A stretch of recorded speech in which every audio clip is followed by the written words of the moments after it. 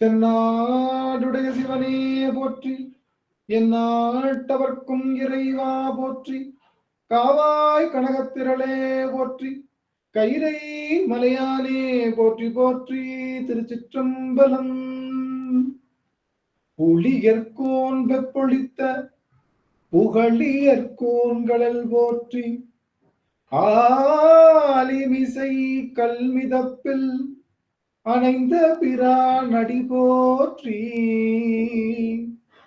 வாழி திருநாவலூர் வன் தொண்டர் பதம் போற்றி, பூலிமலி திருவாத ஊரர் திருத்தாள் போற்றி, ஊழிமலி திருவாத ஊரர் திருத்தாள் போற்றி.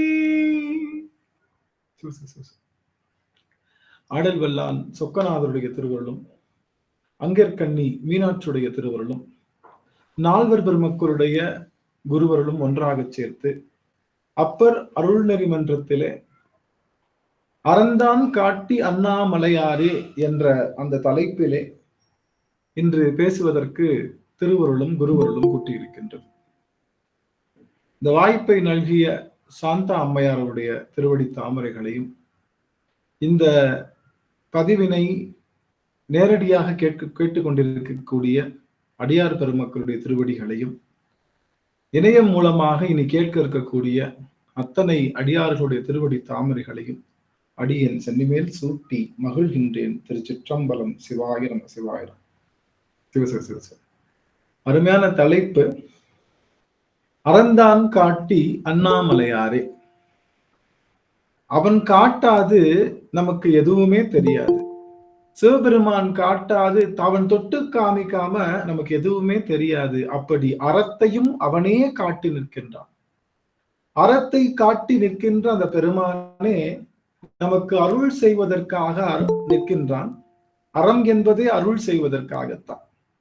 அறக்கருணை மரக்கருணை என்று பெருமானுக்கு இரண்டு கருணைகள் உண்டு. அறக்கருணை அப்படிங்கிறது அன்பு கருணையாகவும், மரக்கருணை என்பது கொஞ்சம் அதட்டலான கருணையாகவும் சொல்லப்படுகிறது. அந்த வகையில இன்றைய தினம் நாம் சிந்திக்க இருக்கக்கூடியது திருவண்ணாமலை திருப்பதிகம். அண்ணாமலை அப்படின்னு சொன்னாலே அத்தனை அடியார்களுக்கும் மனம் பூரிக்கும். அண்ணாமலையாரை பற்றி பேசாத அடியவர்கள் சைவ உலகத்துல எத்தனையோ தலங்கள் இருந்தாலும் திருவண்ணாமலை தலத்திற்கான அந்த பக்தர்களுடைய அந்த அடியவர்களுடைய எண்ணிக்கை கொஞ்சம் அதிகம்தான். சொல்லப்போனா திருவண்ணாமலைக்கு நாம மட்டும் பக்தர்கள் அல்ல, உலகளாவிய பக்தர்கள், அதாவது பிரான்ஸ், இத்தாலி, ஐரோப்பா, ஆஸ்திரேலியா என்று பல நாடுகளிலே இருந்து வருபவர்களுக்கும் இந்த திருவண்ணாமலை என்பது மிகவும் உள்ளம் கவர்ந்த தலமாக விளங்குகின்றது. இந்த திருவண்ணாமலை தலத்திலே நாம் பல பல பல சிந்தனைகளை எல்லாம், பல பல அரும் செய்திகளை எல்லாம் வைத்திருக்கிற அந்த அருணாச்சலம். அருணை என்றாலே சிகப்பு, சலம் என்றால் மலை, அருணாச்சலம் என்பது சிகப்பு மலை, அதாவது அக்னி ரூப மலையாக இருப்பதினாலே அதுக்கு அருணை சலம் என்று, அருணாச்சலம் என்று அதை கூறுவார்கள். அண்ணாமலை என்பது இந்த இருவர் பெருமக்கள் அப்படின்னு சொல்லக்கூடிய பிரமனும் திருமாலும் நான் என்ற அகந்தையிலே அவர்கள் நிற்கும் போது இருவராலும் அறியப்படாதவனாக, அண்ணா என்றால் அறியப்பட முடியாதவன் என்று பொருள். அப்படி இருவருக்கும் அறியப்பெற முடியாத அரும்பெரும் சோதியாக நின்ற அழலாக நின்று உருவெடுத்து அருள் செய்த இடத்தினாலே இதற்கு அண்ணாமலை என்று பெயர். அண்ணாமலை என்றால் நெருங்க முடியாத, என அடியும் முடியும் காண முடியாத அருள் வடிவமாக நின்ற மலை அண்ணாமலை. ஆகவே அண்ணாமலை என்பது நெருங்க முடியாத மலை. எந்த உயிர்களிடத்தே ஆணவம் என்ற அந்த தலைப்பு இருக்கின்றதோ அந்த அந்த ஆணவ தலைப்புடையவர்கள், ஆணவத்தை பற்றி அந்த ஒரு தன்மையுடையவர்கள் அண்ணாமலையை நெருங்குதல் என்பது கடினம். சொல்ல போனா அண்ணாமலைக்கு செல்வதற்கு வாய்ப்பு கிடைத்தாலே நாம் பல பிறவிகளிலே தவம் செய்திருக்கின்றோம். தவம் செய்யாம அண்ணாமலைக்கு வாய்ப்பு கிடைக்காது. அடியனுக்கு அண்ணாமலைக்கு வாய்ப்பு 2 முறை தான் கிடைத்தது. இந்த மொத்த 2 முறை தான் கிடைத்தது. அதுவும் இதுவரை அடியேன் அண்ணாமலையை கிரிவலம் வந்ததில்லை அப்படிங்கிற ஒரு செய்தி. அண்ணாமலை கிரிவலம் வருவதற்கான வாய்ப்பு அடியனுக்கு இன்று வரை அமையவில்லை. அது அடியவர்களோடு சேர்ந்து செய்யணும்னு அடியன் இந்த முறை நினைச்சிருக்கேன். அண்ணாமலைய நான் யார்கிட்ட சொன்னாலும் நம்ப மாட்டாங்க. அண்ணாமலைக்கு கிரிவலம் போலியா இது வரைக்கும் கிரிவலம், இதெல்லாம் ஆச்சரியமா இருக்கே. அடியன் இந்தியாவுல இருந்த நாட்கள் மிகவும் குறைவு. அதனால அங்க இருக்கக்கூடிய சூழல் இல்லை. அப்ப இந்த அண்ணாமலையுடைய சிறப்பு என்னன்னா, கிரிவலம் வருவதுதான் அண்ணாமலைக்கு சிறப்பு. கிரிவலம் வரல அப்படின்னா அண்ணாமலை கோயிலுக்கு போகலன்னு அர்த்தம். அப்படி கணக்குல வச்சா இதுவரைக்கும் அடியன் அண்ணாமலை கோவிலுக்கு போகலன்னு தான் சொல்ல முடியும். அண்ணாமலை என்பது மலைதான் அங்க சிவபெருமான், மலைதான் அங்க பெருமான். மலையை சுற்றி வருவதுதான் கோவில் பிரதட்சணம். அங்க கோவில் நம்மளுடைய ஞான சம்பந்தர் எழுந்தருளும் போது அண்ணாமலை திருக்கோயில் கிடையாது. அந்த மலைதான் கோவில். முழு மலையுமே கோவில். அண்ணாமலை என்பது முழு மலையும் கோவில் போல திருப்பரங்கிரி என்று சொல்லுகின்ற திருப்பரங்குன்றமும் மலைதான் கோவில். இன்னைக்கும் திருப்பரங்குன்றத்திற்கு கிரிவலம் உண்டு. எல்லா பௌர்ணமிக்கும் அங்கேயும் கிரிவலம் உண்டு. அங்கேயும் இருக்கக்கூடிய பரங்கிரிநாதர் சொல்லக்கூடிய அங்க உள்ள இருக்கக்கூடிய சிவபெருமானுக்கு பௌர்ணமி பூஜை என்று சொல்லுகின்ற பௌர்ணமி கிரிவலம் உண்டு. முழு நிலவு கிரிவலம் வருவது என்பது மிகச்சிறந்த விஷயம். அதுவும் அண்ணாமலை என்பது அங்க மலைதான் கோவில். மலை சுற்றல அப்படின்னா கோவிலுக்கு அன்னைக்கு நம்ம போகலன்னு அர்த்தம். மலை நீங்க என்னைக்கு வேணாலும் சுற்றலாம். ஆனா முழுமதி என்று சுற்றும் போது என்னன்னா, முழுமதி என்பது இந்த மதிக்கும் நம்ம மதிக்கும் ஒரு தொடர்பு உண்டு. அந்த நிறைமதி என்று சொல்லுகின்ற வெளியில இருக்கக்கூடிய சந்திரனா மதி. அடியார்கள் வாய்ப்பு இருந்ததுன்னா நீங்க உங்களுடைய வீடியோவையும் ஆன் பண்ணி வச்சுக்கலாம். நீங்க கவனிக்கிறத நான் கொஞ்சம் பார்த்து மகிழ்வேன். வாய்ப்பு இல்லைன்னா ஒன்றும் பெரிய விஷயம் இல்லை. உங்க எல்லாரையும் பார்ப்பதுல அடியனுக்கு மகிழ்ச்சி. ஏன்னா அடியன் பல மைல்கள் கடந்திருக்கேன். உங்களுடைய அந்த முகக்குறிப்பு என்பது அடினா எனக்கு பேசும்போது ஒரு பெரிய தெளிவை ஏற்படுத்தும். அதனாலதான், வேற ஒண்ணும் இல்லை. வாய்ப்பு இருக்கக்கூடிய அடியார்கள் நீங்க நீங்க வீடியோ ஆன் நிலையிலேயே வச்சுக்கலாம். சரி. ஆக இந்த மதிக்கும் அந்த மதிக்கும் தொடர்பு உண்டு. அதனாலதான் அதையும் மதின்னு சொன்னோம், இதையும் மதின்னு சொன்னோம். இந்த மதியும் தேயும் வளரும். நம்மளுடைய அந்த நம்மளுடைய மதின்னு சொல்லக்கூடிய அறிவு இருக்கு இல்லையா, அறிவுல தேயும் வளரும். அது போல அந்த மதியும் தேயும் வளரும். நாம அந்த முழுமதி நாள்ல நம்மளுக்கு அந்த மதி என்று சொல்லக்கூடிய அந்த அறிவினுடைய அந்த அந்த சாநித்தியம் அதிகமா இருக்கும். நமக்குள்ள அறிவு நமக்கே விளங்கி தெளிகின்ற அளவுல இருக்கக்கூடிய விஷயம் முழுமதி என்று சொல்லுகின்ற. அதனால முழுமதி நாள்ல நாம யோகம் கற்பதோ இல்ல நல்ல கலைகள் கற்பதோ, நமக்கு தெரியாத விஷயங்களை தெரிஞ்சுக்கிறதுக்கு நாம பயன்படுத்தக்கூடிய நாளாக இருப்பது முழுமதி நாள். அதாவது நீங்க ஏதாவது ஒரு விஷயம், கடினமான விஷயம் இருக்கு, அது எனக்கு வரணும் அப்படின்னு நீங்க நினைக்கிறீங்கன்னா, அது பௌர்ணமி என்று தொடங்குனீங்க அப்படின்னா அது மிகச்சிறப்பாக அமையும்னு சொல்லலாம். ஆனா சரியான பௌர்ணமியா இருக்கணும். பௌர்ணமி சில நாள் பாத்தீங்கன்னா அப்படியே அன்னைக்கே தேய ஆரம்பிச்சிடும். அது கரெக்டா அந்த முழு பௌர்ணமி அந்த கால அவகாசத்துல நமக்கு கைவரப்பெற முடியாத வித்தைகள் எல்லாம் கற்கக்கூடிய ஆற்றலை தருகின்றது அந்த முழுமதி நாள் என்று சொல்லுகின்ற பௌர்ணமி. அந்த முழுமதி நாளிலே நாம் செய்யக்கூடிய ஒரு பிரயத்தனம் என்பது நமக்கு மிகச் சிறப்பாக வரும். அந்த முழுமதி நாள்ல கிரிவலம் செய்தால் அந்த முழுமதியிலே பிறைமதி சூடிய அந்த பெம்மானுடைய அந்த அன்பு, அந்த காதல், அந்த பெருமான் மீது வைத்திருக்கக்கூடிய பக்தியானது அந்த முழுமதியில மனசுக்குள்ள அந்த மதியில புகுத்திட்டோம் அப்படின்னா அது நம்மளுடைய உணர்விலே கலர்ந்து விடும் என்பதற்காக முழுமதியிலே அண்ணாமலை திருக்கோயிலை கிரிவலம் வருவது என்பது பல பிறவிகளிலே தவம் செய்தால் மட்டுமே நிகழும். அப்பேற்பட்ட அண்ணாமலையை பற்றி இன்றைய தினம் ஞான சம்பந்தர் நமக்கு பல பாடல்கள் கொடுத்திருக்காரு. அந்த பாடல்களை நாம சிந்திக்க இருக்கின்றோம். அப்ப அண்ணாமலை தலச்சிறப்பு என்பது அண்ணுதலுக்கு அற்றமலை. அதுதான் அண்ணாமலை. அண்ணாமலை என்பது நம்மளுடைய உடம்புல எங்க இருக்கு அப்படின்னு பார்த்தோம்னா, நம்மளுடைய இந்த புருவ மத்தியிலிருந்து ஒரு கோடு உள்ள போட்டுக்கோங்க. இந்த உள்நாக்கு, அண்ணாக்குன்னு சொல்றோம் இல்லையா, அந்த அதுல இருந்து ஒரு கோடு போட்டுக்கோங்க. இங்க ஒரு குச்சி சொருகிறீங்க, அப்படியே குச்சி சொருகிற மாதிரி ஞாபகம் வச்சுக்கோங்க. அது போல இந்த அழ்நாக்கு என்று சொல்லுகின்ற அந்த அழ்நாக்கு பகுதியில ஒரு குச்சியை சொல்லணும்னா 2ம் மீட் ஆகிற இடம் தான் அண்ணாமலை. பாத்தீங்கன்னா இந்த புருவ மத்தியில இருந்து இந்த இந்த இந்த தலை இருக்கு இல்லையா, இந்த தலையில இருந்து புருவ மத்தியில இருந்து கொஞ்சம் உள்ள போய் அதாவது இங்க இருக்கிற அந்த கபாலத்துல இருந்து ஒரு கோடு, இங்க இருக்கிற அண்ணாமலை கோடுனா நல்லா தெரியும் உங்களுக்கு. இந்த நம்மளுடைய கபாலத்தினுடைய நடு மையத்துல அந்த அந்த தானம் வரும். அந்த தானத்தை ஒவ்வொரு நாளும் நாம் கண்களை மூடி அங்கே கற்பூர தீபம் போல எரிவதாக நாம் நினைத்து கொண்டிருக்க வேண்டும். அப்படி நினைத்து பூசனை செய்யணும். அப்படி பூசனை செய்யும் போது ஒரு நாள் அப்படியே அங்க புகையும் அந்த இடத்துல. அந்த புகை வருதுனாலே இந்த ஆன்மாவானது தெளிவை நோக்கி பயணம் செய்து கொண்டிருக்கிறதுன்னு அர்த்தம். ஒரு நாள் என்ன ஆகும், அந்த புகையானது அப்படியே புகை வருவது போல அப்படியே நீங்க பாத்தீங்கன்னா யாக குண்டத்துல ஒரு கட்டையை போட்டோம் அப்படின்னா அந்த கட்டை அப்படியே புகஞ்சு அப்படியே கப்புன்னு பிடிக்கும் இல்லையா, அந்த மாதிரி அப்படியே அந்த இடத்துல புகஞ்சு அப்படியே கப்புன்னு அந்த இடத்துல ஒரு சின்ன நெருப்பு ஒன்று தோன்றும், ஒரு ஒளி ஒன்று தோன்றும், ஒரு தீப ஒளி போல ஒன்று தோன்றும். அப்படி தோன்றினா நமக்கு முக்தி நிச்சயம். அதனாலதான் அண்ணாமலை நினைக்க முக்தி அப்படின்னு. அண்ணாமலைய உள்ள நினைக்கணும். எங்க நினைக்கணும்? புருவ மத்தியில இருந்து உள்ள தள்ளி, இந்த கபாலத்துல இருந்து நடுவுல தள்ளி, அந்த இடத்துல திருவண்ணாமலை இருப்பதாக ஒவ்வொரு நாளும் அந்த இடத்தை தியானிக்க என்ன ஆகும், அந்த இடத்துல ஒளி தோன்றும். அது பாக்குறதுக்கு எப்படி இருக்கும்? திருவண்ணாமலை ஜோதி எப்படி ஏத்துனாங்க, இப்ப மலையில குட்டியோண்டு சின்னதா ஒரு ஒளி இருக்கும் இல்லையா, தூரமா நின்று பார்த்தா, அது போல இந்த உடம்புல ஒரு சின்னதா அந்த இடத்துல அந்த ஒரு ஒளி ஏற்படும்.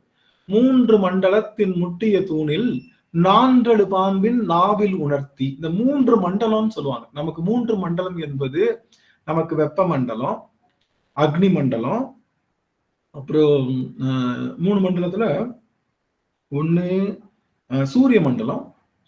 நம்ம உடம்புலயே சூரிய மண்டலம் இருக்கு. அப்புறம் சந்திர மண்டலம் இருக்கு, அக்னி மண்டலம் சொல்லுவோம். 3 மண்டலம் இருக்கு நம்மோட. இந்த 3 மண்டலங்களும் குவிகின்ற இடம் தான் இந்த அண்ணாமலை. அதுதான் 3 மண்டலத்தின் முட்டிய தூணின் அப்படி முற்ற தூண். நீங்க 3 மண்டலத்தையும் மொத்தமா இது மூணு வரகு கட்டையை ஒன்னா வச்சா அப்படி இருக்கும். அது மாதிரி 3 மண்டலத்துல 3 மண்டலமும் ஒன்னா சேரு முடிகின்ற இடம் அந்த புருவ மத்திக்கு உள்ள இருக்கக்கூடிய அந்த திருவண்ணாமலை தலம். அந்த தலத்துல குண்டலினி என்று சொல்லுகின்ற பெருமாற்றலை எழுப்பி, அதை குண்டலினி எழுப்பணும்னா ரொம்ப கஷ்டப்பட வேண்டிய அவசியம் இல்லை. தினமும் நம்ம மனசு நம்ம உடம்புல இருக்கக்கூடிய அண்ணாமலை தானத்தை தியானம் பண்ணணும். திருவண்ணாமலை அந்த தியானத்தை இப்ப தியானம் பண்ணீங்கன்னா உங்களுக்கு தலைவலிக்க ஆரம்பிக்கும். முதல்ல தியானம் பண்ணும்போது தலைவலிச்சுன்னா விட்டுறணும். அப்படியே கண்ணை மூடி இந்த புருவ மத்தியில இருந்து உள்ள தள்ளி, இந்த கபாலத்துல இருந்து ஒரு கோடு இங்க புருவ மத்திய, அந்த கோடு அதாவது இந்த கபாலத்தோட நடுமத்தின்னு சொல்லுவோம். அந்த இடத்துல புருவ மத்தியில இருக்காது, இங்க இருக்காது, இது தள்ளி இருக்கும். இதுல இருந்து கொஞ்சம் உள்ள தள்ளி இருக்கும். அதை நீங்க தினமும் தியானிக்கும் போது, இப்ப சொல்லும் போதே அடியே எனக்கு பின்மன் அப்படியே கொஞ்சம் வலிக்குது. அது தியானம் செய்யும் போது என்ன ஆகும், இந்த பின்மண்டை பிடரிக்கண் என்பது கொஞ்சம் அப்படியே வலி ஏற்படும். வலிச்சுச்சுன்னா விட்டுறணும். திரும்ப மறுநாள் உட்கார்ந்து சிவபூசை முடிச்சுட்டு அந்த திருவண்ணாமலை தலத்தை திரும்ப தியானம் செய்யணும். வலி கொஞ்சம் குறையும். அப்படியே பயிற்சி செய்து அப்படியே ஒரு வலி இல்லாம அந்த இடத்த அப்படியே நினைக்கும் போது என்ன ஆகும், அந்த இடத்துல அப்படியே இழகி அப்படியே சாம்பிராணி புகை போல அந்த இடத்துல வந்துகிட்டே இருக்கும். பல நாட்கள் வந்துட்டே இருக்கும். அப்புறம் திரும்ப தியானம் செய்யும் போது ஒரு நாள் என்ன ஆகும், அந்த அந்த அந்த புகைந்த அந்த இடம் அப்படியே கப்புன்னு பத்தி ஒரு தீப ஜோதி நமக்குள்ள தெரியும். அப்படி தெரிஞ்சதுன்னா அந்த ஜோதியை தினமும் தரிசிக்க அப்படியே ஜோதி அகன்று கொண்டே இருக்கும். அப்படியே சின்னதா அந்த விளக்கு அப்படியே அகன்று பெருசு. எப்படி இறைவன் அண்டமுற ஆதியும் அந்தமும் இல்லாத அருட்பெரும் ஜோதியாக அகண்ட ஜோதியாக நின்றானோ, அது போல இங்கு ஏற்பட்ட ஜோதி முழுவதுமாக உடல் முழுவதும் பிரகாசிக்க ஆரம்பிக்கும். அதுதான் திருவண்ணாமலை முக்தி. அதனால அண்ணாமலை நினைக்க முக்தி. அந்த இடத்தை தினமும் தியானம் பண்ணுவதனால, அந்த இடத்தை தியானம் பண்ணுன்றதுக்காக அந்த இடத்தை தியானம் பண்ணும்போது எப்படி எரியும்னு சொல்வதற்காக வெளியில நெருப்பு வச்சு காமிச்சாங்க. எங்க கார்த்திகை தீபம், பரணி தீபம் ஏத்தி, கார்த்திகை தீபம் ஏத்தி அது இப்படி எரியும்னு வெளியில நெருப்பு வச்சு காமிச்சாங்க. அந்த வெளி நெருப்பை பார்த்து உள்நெருப்ப ஊனினை உருக்கி உள்ஒளி பெருக்கி என்று சொல்லுகின்ற வகையிலே இந்த உள்ஒளி பெருக்குதல் தான் அண்ணாமலை ரகசியமே. எப்படி நமக்கு தில்லைக்கு ரகசியம் இருக்குதோ, அது போல அண்ணாமலைக்கும் ரகசியம். தில்லையில வெற்றிடத்தை உணர்ந்தால் அது தில்லை ரகசியம். வெற்றிடத்தை சிவபெருமானாக உணர்வது, வெளியை பெருவெளியை சிவபெருமானாக உணர்வது தில்லை ரகசியம்.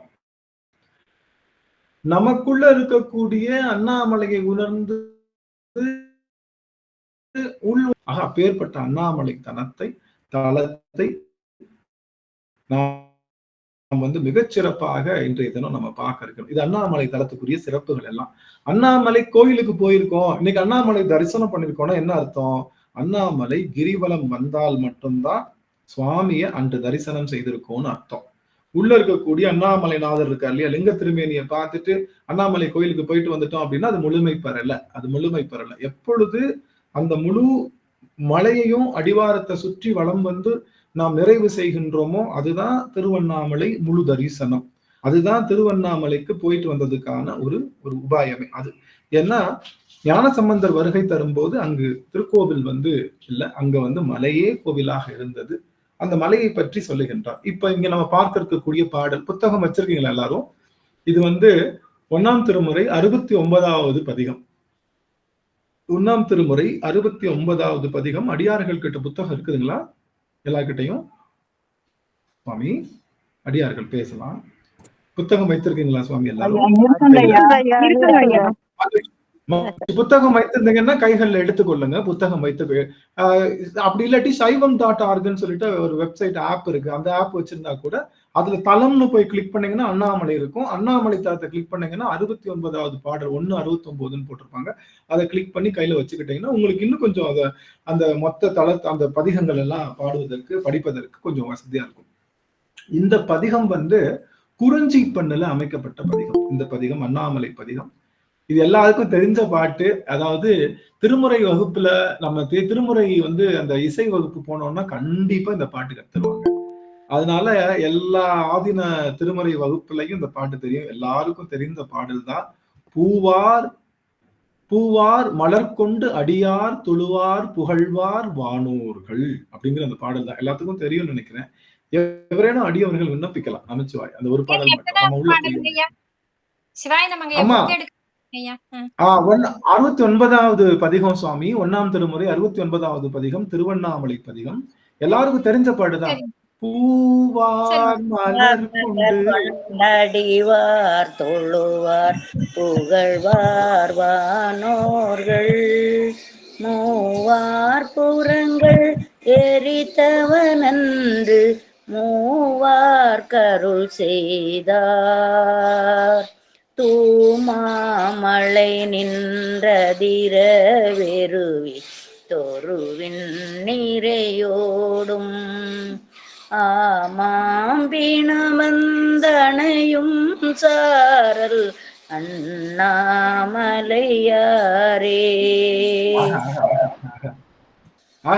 அருமை அருமை அருமைங்கம்மா அருமைங்கம்மா. தேவி அம்மா சுவாமி விண்ணப்பிக்கலாம். வாய்ப்பு இருக்குதுங்களா அம்மா? சுவாமி தேவி அம்மா திருவடி வணங்கிக்கிறேங்க. அனைத்து அடியார் திருவடிகளையும் வணங்கிக்கிறேங்க சாமி. கன்னியாகுமரி ஞானசம்பந்த பெருமான் திருவடிகள் போற்றி போற்றி. பூவார் மலர் கொண்டு அடியார் தொழுவார் புகழ்வார் வானோர்கள் மூவார் புறங்கள் எரித்த அன்று மூவர்க்கு அருள் செய்தார் தூமாமலை நின்று அதிர வெறுவி தோருவின் நிறைவோடும் ஆமாம் பிணை வந்து அணையும் சாரல் அண்ணாமலையாரே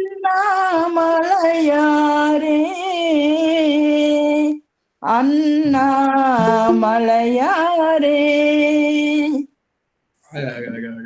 அண்ணாமலை அப்படின்னு சொல்லும் போதே அந்த மனசுக்குள்ள அது ஒரு புதிய இன்பம் பிறக்கும் எல்லாருக்குமே. அந்த அண்ணாமலைன்னு ஒரு முறை நம்மளுடைய மகரிஷி ரமண மகரிஷி அவர்கள் வந்து சிறு வயதுல இருந்திருக்காங்க. யாரோ ஒருத்தர் வந்து இந்த மாதிரி நான் இங்க இருந்து வந்திருக்கேன், திருவண்ணாமலையிலிருந்து வந்திருக்கேன் என்ன சொல்லியிருக்காரு. இந்த திருவண்ணாமலை அப்படின்னு சொன்ன அந்த வார்த்தை வந்து அப்படியே உடம்ப விட்டு காதை விட்டு அகலவே இல்லையா ரமண மகரிஷிக்கு. அப்படியே கண்கள்ல நீர் பெருகுது, உள்ளமெல்லாம் உறையுது, கைகள் வடபடங்குது, உடம்பெல்லாம் நடுங்குது, என்னன்னே தெரியல. ஏன் என்னாச்சு 2 நாட்களுக்கு அதே மாதிரி உணர்வு. என்னன்னு சொல்லி கேட்கும் போது என்னன்னு தெரியல, திருவண்ணாமலை அப்படின்ற வார்த்தையை காதுல முதல் முறையா இப்பதான் கேட்கிறேன். அப்படி கேட்கும் போது எனக்கு அப்படியே உடலெல்லாம் அப்படியே நடுங்கி தவிக்குது, என்னால தாங்க முடியல அப்படின்னு சொல்லி திருவண்ணாமலைக்கு தொடர்பு. இன்னும் அடிச்சு சொல்றேன் இப்ப அன்பர்களே, திருவண்ணாமலை கிரிவலம் வருவது என்பது எவரும் நாளும் எளிமையாக அடைய முடியாது. எளிமையாக பல பிறவிகள்ல பெருமானுக்கு அந்த பெரும் தவம் இயற்றினால் மட்டும்தான் அண்ணாமலை கிரிவலம் வர முடியும். அது நான் அடிச்சு சொல்றேன். எத்தனை பேர் அண்ணாமலை கிரிவலம் போயிருக்கீங்க இங்க இருக்கிறவங்க? நான் போயிருக்கேங்க ஐயா. நான் போயிருக்கேன் ஐயா. சிறப்பு சிறப்பு சிறப்பு. மகிழ்ச்சி மகிழ்ச்சி நான் மகிழ்ச்சி. மாசம் மாசம் பழனியில இருந்து பௌர்ணமிக்கு 3 வருஷம் விடாம போனங்கய்யா. இதை விட அது இல்லாம ஆமா, அது இல்லாம 2023 ஃபுல்லா 11 மாசமும் பௌர்ணமிக்கு அங்க உள்ள சன்னதிக்குள்ள சேவை செஞ்சேன், அம்பாளுக்கும் ஐயாவுக்கும். சொக்கநாதா அருமை அருமை சுவாமி. அதாவது 5 பௌர்ணமி விடாம கிரிவலம் போனங்க ஐயா.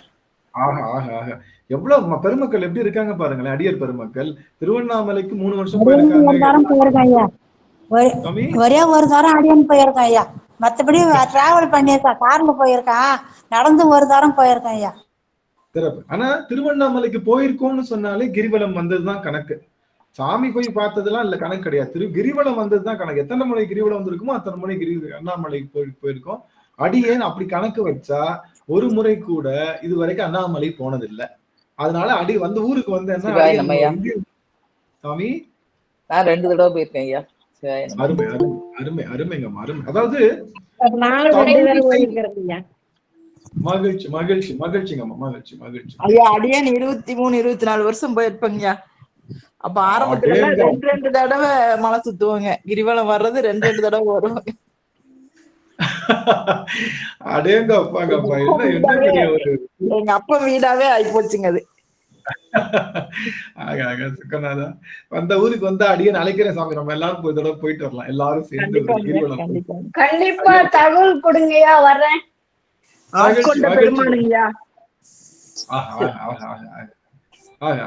மகிழ்ச்சி மகிழ்ச்சிங்க சாமி. எல்லாரும் மியூட் நிலையில இருந்து கொள்ளலாம்.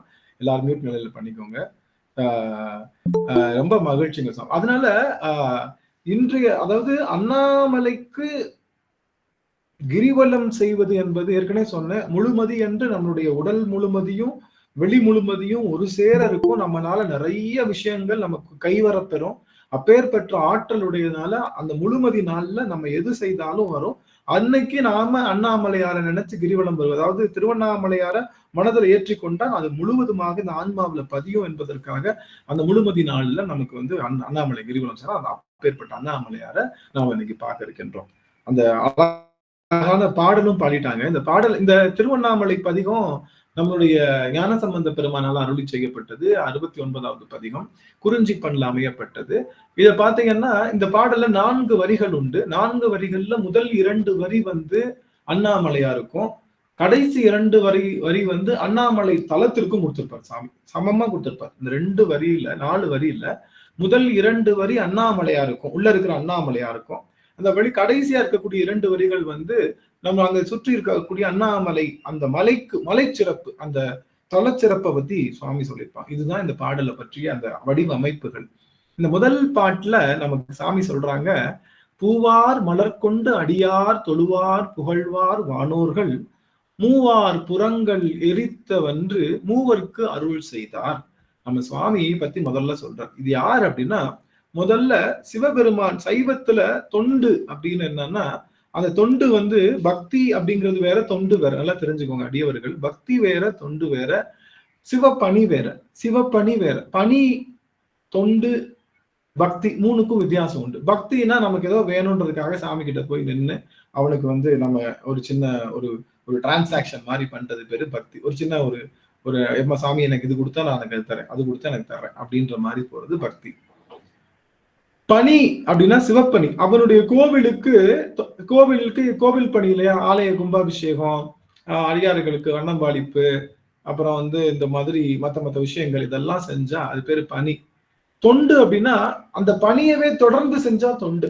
வருஷம் நான் அண்ணாமலையார் கோவிலுக்கு ஒண்ணு பண்றேன், 6 மாசத்துக்கு ஒரு தடவை நாங்க இருக்கக்கூடிய அடியோர்களுக்கு நான் உணவு அன்னம் பாலிக்கிறேன், நான் வந்து 3 மாசத்துக்கு ஒரு தடவை அண்ணாமலையார் கோயிலுக்கு வந்து உளவாரம் பண்றேன், இப்படி ஒரு கால அவகாசத்துல தொடர்ந்து நாம் செய்கின்ற ஒரு சிவ பணிக்கு தொண்டு அப்படின்னு பேரு. ஆனா சிவ பக்தி பண்ணிடலாம், சிவ பணி பண்ணிடலாம், சிவ தொண்டு பண்ண முடியாது. சிவ தொண்டு பண்ணணும்னாலும் பல பிறவிகள்ல தவம் இருந்தா மட்டும்தான் அமையும். இந்த தொண்டு அப்படிங்கிறது நீங்க ஒரே நாள்ல 10,000 பேருக்கு சாப்பாடு போட்டுடலாம். என்ன ஒரு நிமிஷம் கவனிங்க, அடியார்கள் வாய்ப்பு இருந்தா ஆன் பண்ணுங்க. ஒரே நாள்ல 10,000 பேருக்கு சாப்பாடு போட்டுடலாம். ஆனா தினமும் ஒருவருக்கு 10,000 நாள் சாப்பாடு போட முடியாது. புரியுதுங்களா? ஒரே நாள்ல 10,000 பேருக்கு சாப்பாடு போட்டுடலாம், அது பேர் சிவப்பணி. ஆனா தினமும் ஒருவருக்கு 10,000 நாட்கள், ஒரே ஒருவருக்கு 10,000 நாட்கள் தொடர்ந்து சாப்பாடு போட முடியுமானா முடியாது. ஏதோ ஒரு நாள் பிரேக் ஆயிடும், ஏதோ ஒரு நாள் நம்ம விட்டு போயிடும். அது இல்லாம தொடர்ந்து செய்வது, அது தொடர்ந்து செய்கின்ற ஒரு பணிக்கு பேர் தான் தொண்டு. அந்த தொண்டு செய்வதுதான் நம்மளுடைய இதுல பாத்தீங்கன்னா இந்த பூ என்று சொல்லுகின்ற அந்த மலர் தொண்டு நம்மளுடைய சைவத்துல மிக பெரிதாக பேசப்படுது. இந்த மலர் தொண்டு, இந்த மலர் சுவாமிக்கு மலர் பறித்து போடுவது, சுவாமிக்கு மலர் பறித்து மாலைகளாக கட்டி தருவது, சுவாமிக்கு பூ தொண்டு. அதாவது புண்ணியம் செய்தாருக்கே பூவும் நீரும் உண்டு அப்படின்னு வார்த்தை. யாரெல்லாம் புண்ணியம் செஞ்சாங்களோ அவங்களுக்கு தான் பூ கிடைக்கும், அவங்களுக்கு தான் நீர் கிடைக்கும். பூ கிடைக்கிறதுனா தலையில வைக்கிறதுக்கு பூ இல்ல, நீர் கிடைக்கிறதுனா குடிக்கிறதுக்கு நீர் இல்ல. சிவபூசை பண்றதுக்கு பூவும் நீரும் கிடைக்குது அப்படின்னா நீங்க புண்ணியம் செஞ்சிருக்கணும்.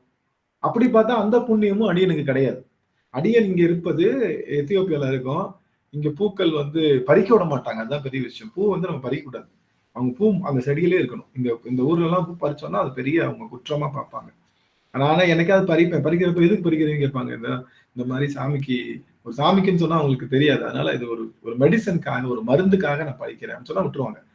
எனக்கு நான் மனசுல நினைச்சுக்கிட்டேன் என்னன்னா, என்னுடைய பிறவி பிணி அப்படிங்கிற நோய்க்கு தானே நான் பறிக்கிறேன், அதுக்கு தானே சிவபூசை, அதனால நான் சொன்னது பொய் இல்ல சாமி அப்படின்னு நான் நினைச்சுக்கிட்டு ஒரு மெடிசனுக்காக நான் அதை பறிக்கிறோம் அப்படின்னு சொல்லிட்டு பறிச்சுட்டு வந்துட்டு அதை வச்சுக்கோ, இல்லைன்னா யாருக்கும் தெரியாம பறிச்சு தண்ணியில போட்டு ஒரு நாளைக்கு ஒரு மலர் போடுவது. அந்த மலர் பூவும் மலரும் உங்களுக்கு கையில தினமும் கிடைக்குது அப்படின்னாலே நீங்க புண்ணியம் செய்திருக்கீங்கன்னு அர்த்தம். இந்த பூவும் மலரும் அப்படிங்கிறதுக்கு இன்னொரு அர்த்தமும் உண்டு, அடியார்கள் கொஞ்சம் உற்று கவனிக்கணும். இந்த பூ மலர் அப்படின்னா என்னன்னா, நம்ம சாமி சொல்வாரு, அந்த பாடலு எனக்கு எடுத்து கொடுங்க, டக்குன்னு வரல, என்ன சொல்றது, இங்க நாவுக்கரச பெருமான் தான் காலை மொழியே பித்தருக்கு பார்த்து அந்த பாடல் இல்லைங்களா? அது இல்ல சாமி,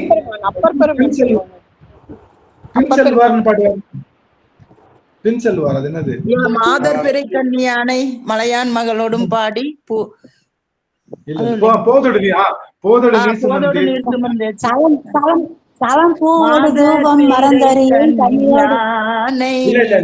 மலையான் மகளோடும் பாடி போதொடு நீர் சுமந்தேத்தி புகுவார் அவர் பின் புகுவேன் யாதும் சுவடு படாமல் ஐயார் அடைகின்ற போது காதல் மடப்பிடியோடும் களிரே வருவன கண்டேன்.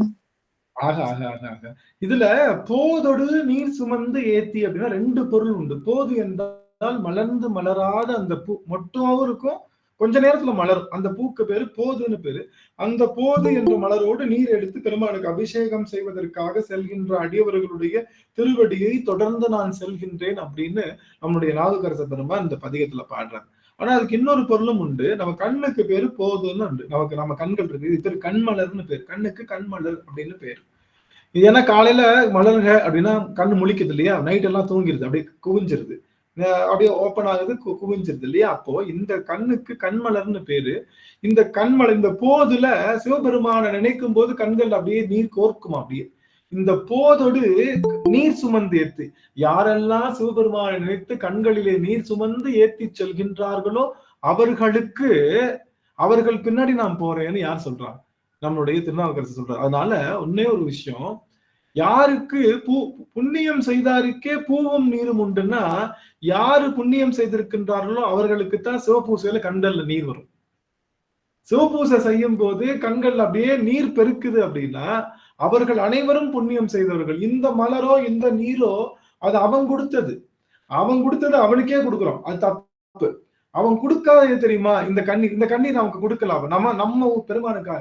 அப்போ சிவபூசை பண்ணும்போது இந்த போது என்ற கண்களிலே நீர் சுமந்து அப்படியே நீரை அப்படியே தேக்கி வைத்துக் கொண்டு பெருமானுக்கு யாரெல்லாம் பூசனை செய்கின்றார்களோ காதலாகி கசிந்து கண்ணீர் மல்கி என்று சொல்லுகின்ற வகையிலே போதோடு நீர் சுமந்தேத்தியா. அப்ப இந்த பூக்களோடு நீர் சுமப்பது என்பது கண்களிலே நீர் சுமப்பதற்கு சமம். அது வெளியில அது எடுத்தோடனே வராது. முதல்ல நிறைய பூக்களை நம்ம செய்து பெருமானுக்கு போட்டதுக்கு அப்புறம் தான் அது உடம்பால கொஞ்சம் பழக்கப்பட்டு அப்புறம் மனசால பழக்கப்பட்டு உடம்பு மனசு சேர்ந்து அப்புறம் கண்கள்ல நீர் பெருக்க ஆரம்பிக்கும்.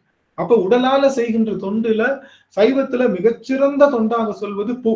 நம்ம கோவிலுக்கு போகும்போது ஏதோ ஒரு மலர் எடுத்துட்டு போகணும். அது ஒரு பெரிய விஷயம். கோவிலுக்கு போகும்போது ஏதோ மலர் கொண்டு, எந்த மலர்னாலும் அவனுக்கு பிடிச்ச ஊமத்த மலர். ஆனா இப்ப யாரும் சாட்டுறது கிடையாது அப்படி ஒண்ணுமே இல்லையா. அருகம்புல் எடுத்துட்டு போனாலும் போகலாம். சிவபெருமானுக்கு உகந்த மாலை என்பது அருகம்புல் மாலை தான்.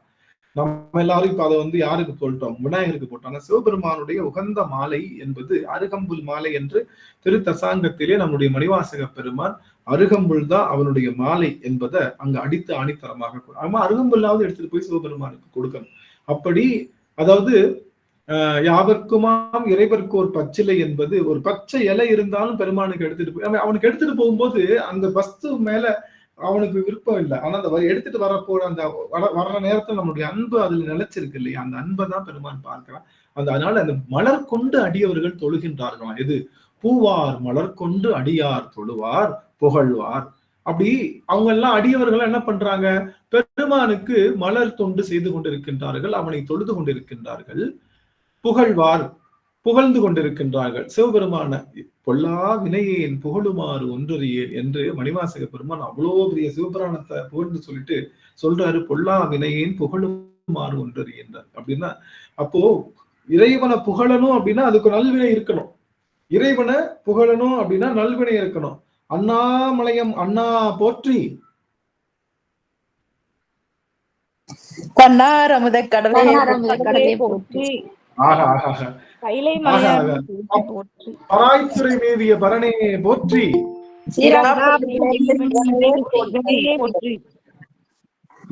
அது அப்படி நம்ம பெருமானை போற்றி செய்யறோம் அப்படின்னாலே நமக்கு வினை இல்லைன்னு அர்த்தம். அதனால இப்படி வச்சுக்கலாமா, நமக்கு வினை இல்லாம இருந்தா பெருமானை போற்றி செய்வோம். சப்போஸ் பெருமானை போற்றி செஞ்சுட்டா என்ன ஆகும், வினை அழிஞ்சிரும். புரியுதுங்களா? ரெண்டு ரிவர்ஸ். எனக்கு வினை இல்லாம இருந்தா சிவபெருமானை போற்றுவேன், இல்ல நான் சிவபெருமானை போற்றிட்டேன் அப்படின்னா என்னுடைய வினை இல்லாம போயிடும். எப்படியோ சிவபெருமானை நாம போற்றி செய்வதனால நமக்கு வினை இல்லாம போவது உறுதி. அதனால பெருமானை புகழ வேண்டும். அவனை புகழ்வதனால அவனுக்கு ஒரு இன்ச்சு கூட போறது இல்லை, ஒரு இன்ச்சு குறைய போறது இல்லை. ஆனா அவனை புகழ்வதனால நம்ம வினை என்பது இல்லாம போகுது. நமக்குத்தான் பெருமையை தவிர, சிவபெருமானை புகழ்வதனால நமக்குத்தான் நன்மையை தவிர சிவபெருமானுக்கு இதனால் ஏற்படக்கூடிய நன்மை என்பது ஒன்றும் கிடையாது. அவன் எந்த புகழ்ச்சிக்கும் இகழ்ச்சிக்கும் சொல்ல போனா திட்டுன்றான்.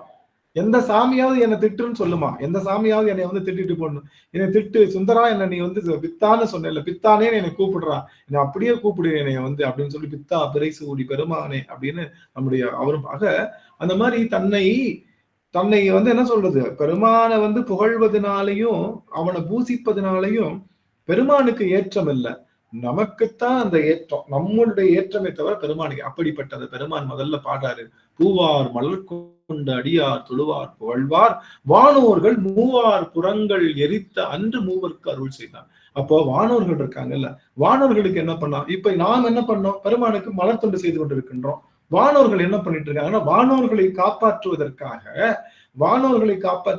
பெருமான் என்ன பண்றான், முப்புறங்களை அழிக்கின்றான். இந்த முப்புறங்களை அழிக்கின்றான்னா நிறைய பேர் என்னுடைய நண்பர்கள் சொல்லுவாங்க, சிவபெருமானை நீ வணங்குற அதனாலதான் உனக்கு கஷ்டம், சிவபெருமான் அழிக்கின்ற கடவுள், அவன் அழித்தொழிப்பு செய்கிறோம், அதனால அவனை நீ வணங்காத அப்படின்ற மாதிரி ஒரு பயமுறுத்தி வச்சிருக்காங்க. சிவபெருமான் அழிப்பவன் அல்ல, யாரையும் இது வரைக்கும் அழித்ததே கிடையாது. சிவபெருமான் அழித்தது அப்படிங்கிறது எதுவுமே கிடையாது. அவன் முப்புறங்களை எரித்தது கூட முப்புறங்கள் இருக்கக்கூடிய மூவருக்கு அருள் செய்தான். முப்புறங்கள்ல இருக்கக்கூடிய மூவர்களுக்கு, அந்த முப்புராதிகளுக்கு அருள் செய்தவன் நம்முடைய சிவபெருமான் அப்படிங்கிறது. அப்போ அவனுடைய பார்வையினாலே அந்த முப்புறங்கள் எரிந்தது என்பது அவர்களை சம்ஹாரம் செய்வதல்ல, அவர்களுக்கு அருள் செய்தான் அப்படின்னு, அவர்களுக்கு முக்தி அளித்தான் அப்படிங்கிறத இங்க சொல்றான். அதனாலதான் பூவார் மலர் கொண்டு அடியார் தொழுவார் புகழ்வார் வானோர்கள் மூவார் புறங்கள் எரித்த வன்று மூவருக்கு அருள் செய்தான். அப்படிப்பட்ட பெருமான் இருக்கக்கூடிய திருவண்ணாமலை தலம் எப்படிப்பட்ட தலம் தெரியுமா? தூமா மலை நின்று அதிர வெறுவி தொருவின் விண்ணோர் இறையோடும். அது எப்படி? வானத்துல அப்படியே மேகங்கள் எல்லாம் நிறைஞ்சு நின்று அது இடியோட கூடிய அந்த மின்னலோட கூடிய மழை பெய்யும் போது அங்க இருக்கக்கூடிய ஆணிரை, ஆமாம் பிணைகள்னா ஆணிரைகள் பசு கூட்டங்கள், அந்த பசு கூட்டங்கள்லாம் பயந்து போய் மொத்தமா ஒண்ணு கூடி அப்படியே அந்த அந்த அந்த அந்த திருவண்ணாமலை அந்த இது இருக்கு இல்லையா, அந்த அடிவாரத்தை அப்படியே பசுக்கள் கூட்டங்களா அப்படியே போகுமா. ஒரு பக்கம் மலை பொழிஞ்சுக்கிட்டே இருக்குமா, இந்த மலையில இடி இடிச்சுக்கிட்டே இருக்குமா. இடி இடிக்கக்கூடிய இடத்துல அப்படியே ஆமாம் பிணைகள் அணையும் சாரல், அந்த அணைந்து அந்த பிணைகள் எல்லாம் அப்படியே அந்த அந்த அந்த திருவண்ணாமலை அந்த அடிவாரத்தை அப்படியே அணைஞ்சு அப்படி அதை பிடிச்சுக்கிட்ட மாதிரி அது கூட இருக்கும்போது நமக்கு என்ன பயம்ன்ற மாதிரி அந்த வெளியில இருக்கக்கூடிய வெடி சத்தத்துக்கு அந்த அந்த சத்தத்துல பயந்து அந்த அந்த அந்த அண்ணாமலையாருடைய அந்த அந்த அடிவாரத்தை பிடிச்சுக்கிட்டு அப்படியே தொட்டுக்கிட்டே. நீங்க பாத்தீங்கன்னா மாடுகள்லாம் போகும்போது பாத்தீங்கன்னா அப்படியே செவத்தை ஒட்டிக்கிட்டே போவாங்க, அப்படியே அந்த கரையை ஒட்டிக்கிட்டே போவாங்க. அந்த மாதிரி அண்ணாமலையார் ஒட்டிக்கிட்டே போறாங்க. என்ன சொல்லுது இந்த இதுன்னா, நம்மளுடைய இந்த பிறவி என்ற பெருநோய் அப்படியே மிரட்டும் நம்ம எல்லாரையும். அப்படி மிரட்டும் போது அந்த பசு கூட்டங்கள் எல்லாம் அண்ணாமலையாரு தான் நமக்கு கெதின்னு சொல்லி போவது போல தெரிகின்றதான் நம்முடைய ஞானசம்பந்தர் சொல்லுகின்றார் அந்த பாடல்ல. முதல் பாடல், பூவார் மலர் கொண்டு அடியார் தொழுவார் புகழ்வார் வானோர்கள் முப்புறங்கள் எரித்த அவன்று மூவருக்கு அருள் செய்தார் தூமா மலை நின்று அதிர வெறுவி தொருவின் இறையோடும் ஆமாம் பிணை அணையும் சாரல் அண்ணாமலையாரே அப்படின்னு அண்ணாமலையாரை பற்றி முதல் பாடல் மிகச்சிறப்பாக நமக்கு தருகின்றது. இரண்டாவது பாடல் அப்படின்னா, மஞ்சை போழ்த்த மதியம் சூடும் வானோர் பெருமனார் நஞ்சை கண்டத்து அடக்கும் அதுவு நன்மை பொருள் போலும் வெஞ்சொற் பேசும் வேடர் மடவார் இதன மதுவேறி அஞ்சொற் கிளிகளை ஆயோ என வென்னும் அண்ணா மலையாரே. அதாவது இந்த மஞ்சை அப்படின்னா என்னன்னா, அந்த மேகங்களை கிழிக்கிற மாதிரி இருக்குமா. எது? மேகங்களை கிழிப்பது போல நம்முடைய அந்த பிறை நிலவு இருக்குமா. பிறை நிலவு கொக்கி மாதிரி தான் இருக்கும். அந்த கொக்கி மாதிரி இருக்கிற அந்த பிறை நிலவு அந்த மேகத்தை அப்படியே கிழிக்குமா. அப்படிப்பட்ட அந்த மேகங்களை கிழிக்கின்ற அந்த மதியை தன் தலையில் சூடி இருக்கக்கூடிய சிவபெருமான் என்ன செய்தா, ஒரு நாள் எல்லா உயிர்களும் இன்புற்று இருக்கணும் அப்படின்றதுக்காக என்ன பண்ணா அப்படின்னா, அந்த பார்க்கடலிலே வந்த அமுத நஞ்சை தானே உண்டா. அந்த அமுத நஞ்சு உண்டான்னா நஞ்சு கீழே போகாம மேலையும் போகாம நடுமத்தியில நிக்கிற மாதிரி தன்னுடைய கழுத்திலே காத்து நின்றான். ஏன்னா கீழே போனா பாதாளம் எல்லாம் என்ன ஆகும், பாதாள உலகத்தில் இருக்கக்கூடிய உயிர்கள் எல்லாம் போயிடும். மேல போனா மேல் உலகத்தில் இருக்கக்கூடிய உயிர்கள் எல்லாம் போயிடும். அதனால நடுவுல வச்சுட்டு, அதனாலதான் வானம் நீல கலர்ல இருக்கு. வானத்துக்கு மேலையும் உலகம் இருக்குன்னு நம்ம நம்புறோம், வானத்துக்கு கீழேயும் நம்மளுடைய உலகம் இருக்குன்னு நம்புறோம். ஆகவே அவனுடைய கண்டம் கருத்து என்ன பண்றான், உலக உயிர்கள் நன்மை பொருட்டு அந்த அந்த அந்த அந்த வந்த நஞ்சை அவனே விழுங்கினான். ஏன் அதை விழுங்கலாம் என்ன ஆயிருக்கும்? சப்போஸ் சிவபெருமான் நஞ்சை விழுங்கல என்ன ஆயிருந்திருக்கும்?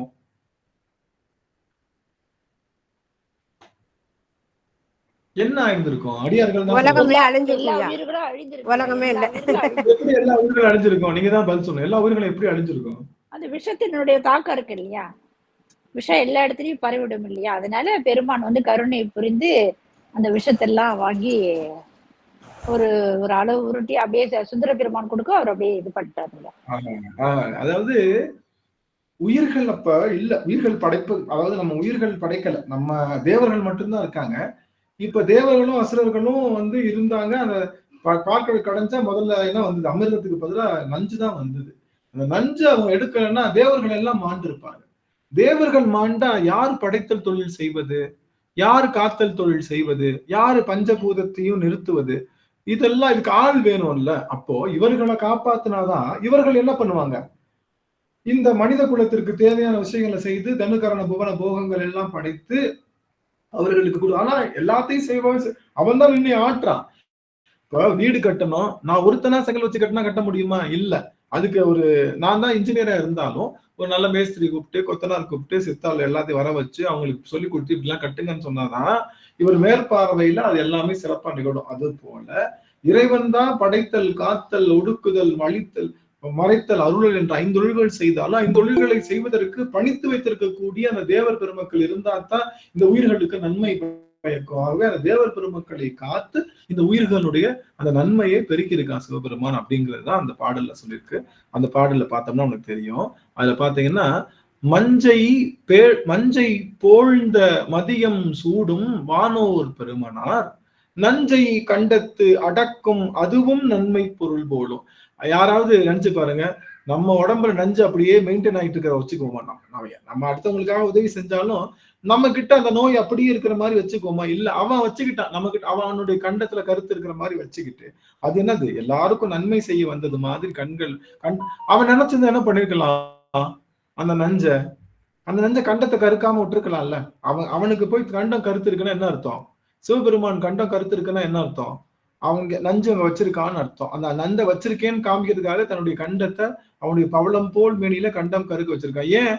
அப்ப நஞ்சு பெருமான தாக்கி இருக்குன்னு தானே அர்த்தம். எல்லாரும் கேட்கிற கேள்வி, சமணர்கள் என்ன கேட்கிறாங்க, எப்ப உங்க அப்பா நஞ்சை சாப்பிட்டாருன்றா அவருக்கு எதுவுமே ஆகாது, நீங்க பார்த்தா தொண்டையில கருப்பாயிருச்சு, அப்ப அவனையும் நஞ்சு தாக்கி இருக்குன்னு தானே அர்த்தம் அப்படின்னு சொல்லி சொல்றாங்க. இப்போ எதுக்காக சாமி கண்டத்தை கருக்க வைக்கணும்? எதுக்காக சாமி கண்டத்தை கருக்க வைக்கணும் அப்படின்னு பார்த்தோம்னா, அவன் நினைச்சா அந்த கண்டம் கருக்காமலும் கூட வச்சிருக்கலாம். எதுக்காக கண்டம் கருக்க வைக்கணும் அப்படின்னு பார்த்தோம்னா, இப்போ இதுக்கு ஒரு எடுத்துக்காட்டு தான் சொல்லணும். ஏற்கனவே இந்த எடுத்துக்காட்டு சொல்லியிருக்கேன். ஒரு பஸ்ல போய்கிட்டு இருக்கோம், அங்க ஒரு பாம்பாட்டி ஏறுறாரு. ஏறின உடனே யாருக்கும் தெரியல. திடீர்னு அந்த பாம்பாட்டி சொல்றா, ஐயோ என்னுடைய பாம்பு என்னுடைய இதுல இருந்து போயிடுச்சு, பெட்டியில இருந்து போயிடுச்சு அப்படின்னு சொன்னா எல்லாரும் என்ன பண்ணுவாங்க? எல்லாரும் பயப்படுவாங்க. அப்ப பாம்பை பிடிச்சிட்டு திரும்ப என்ன பண்றாரு, உள்ளுக்குள்ள போட்டு மறைச்சு வச்சுட்டாரு.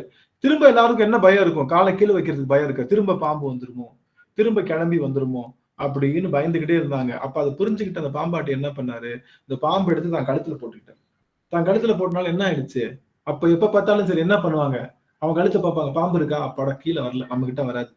அடிக்கடி என்ன பண்ணிக்கிறது, பார்த்து பாம்பு இருக்கு வராது அப்படின்னு தைரியமா இருப்பது போல சுவாமி தன் கண்டத்தை கருத்து இங்கதான் நஞ்சு இருக்குன்னு காமிச்சனால தேவர்கள் பயப்படாம, மத்தவங்க யாரும் பயப்படாம, இனிமே இந்த நஞ்சு நமக்கு வராது அப்படின்னு நமக்கு பயம் இல்லாம இருக்கணும், நாம ஃப்ரீயா இருக்கணும்ன்றதுக்காக பவளம் போல் அவனுடைய மேனியில பால் வெந்நீர் தரித்திருக்கக்கூடிய குனித்த புருவமும் கொம்பை செவ்வாயில் குமின் சிரிப்பும் பனித்த சடையும் பவளம் போல் மேனியில் பால் வெந்நீரும் அப்படின்னு சொல்லுகின்ற பவளம் போல் தன்னுடைய மேனியில நம்மளுக்காக கண்டத்தை கருத்து, நீ பயப்படாத, விஷம் என்கிட்டதான் இருக்கு, உங்ககிட்ட வராதுன்னு சொல்வதற்காக தன்னுடைய கண்டத்தை கருத்து காட்டுறான்.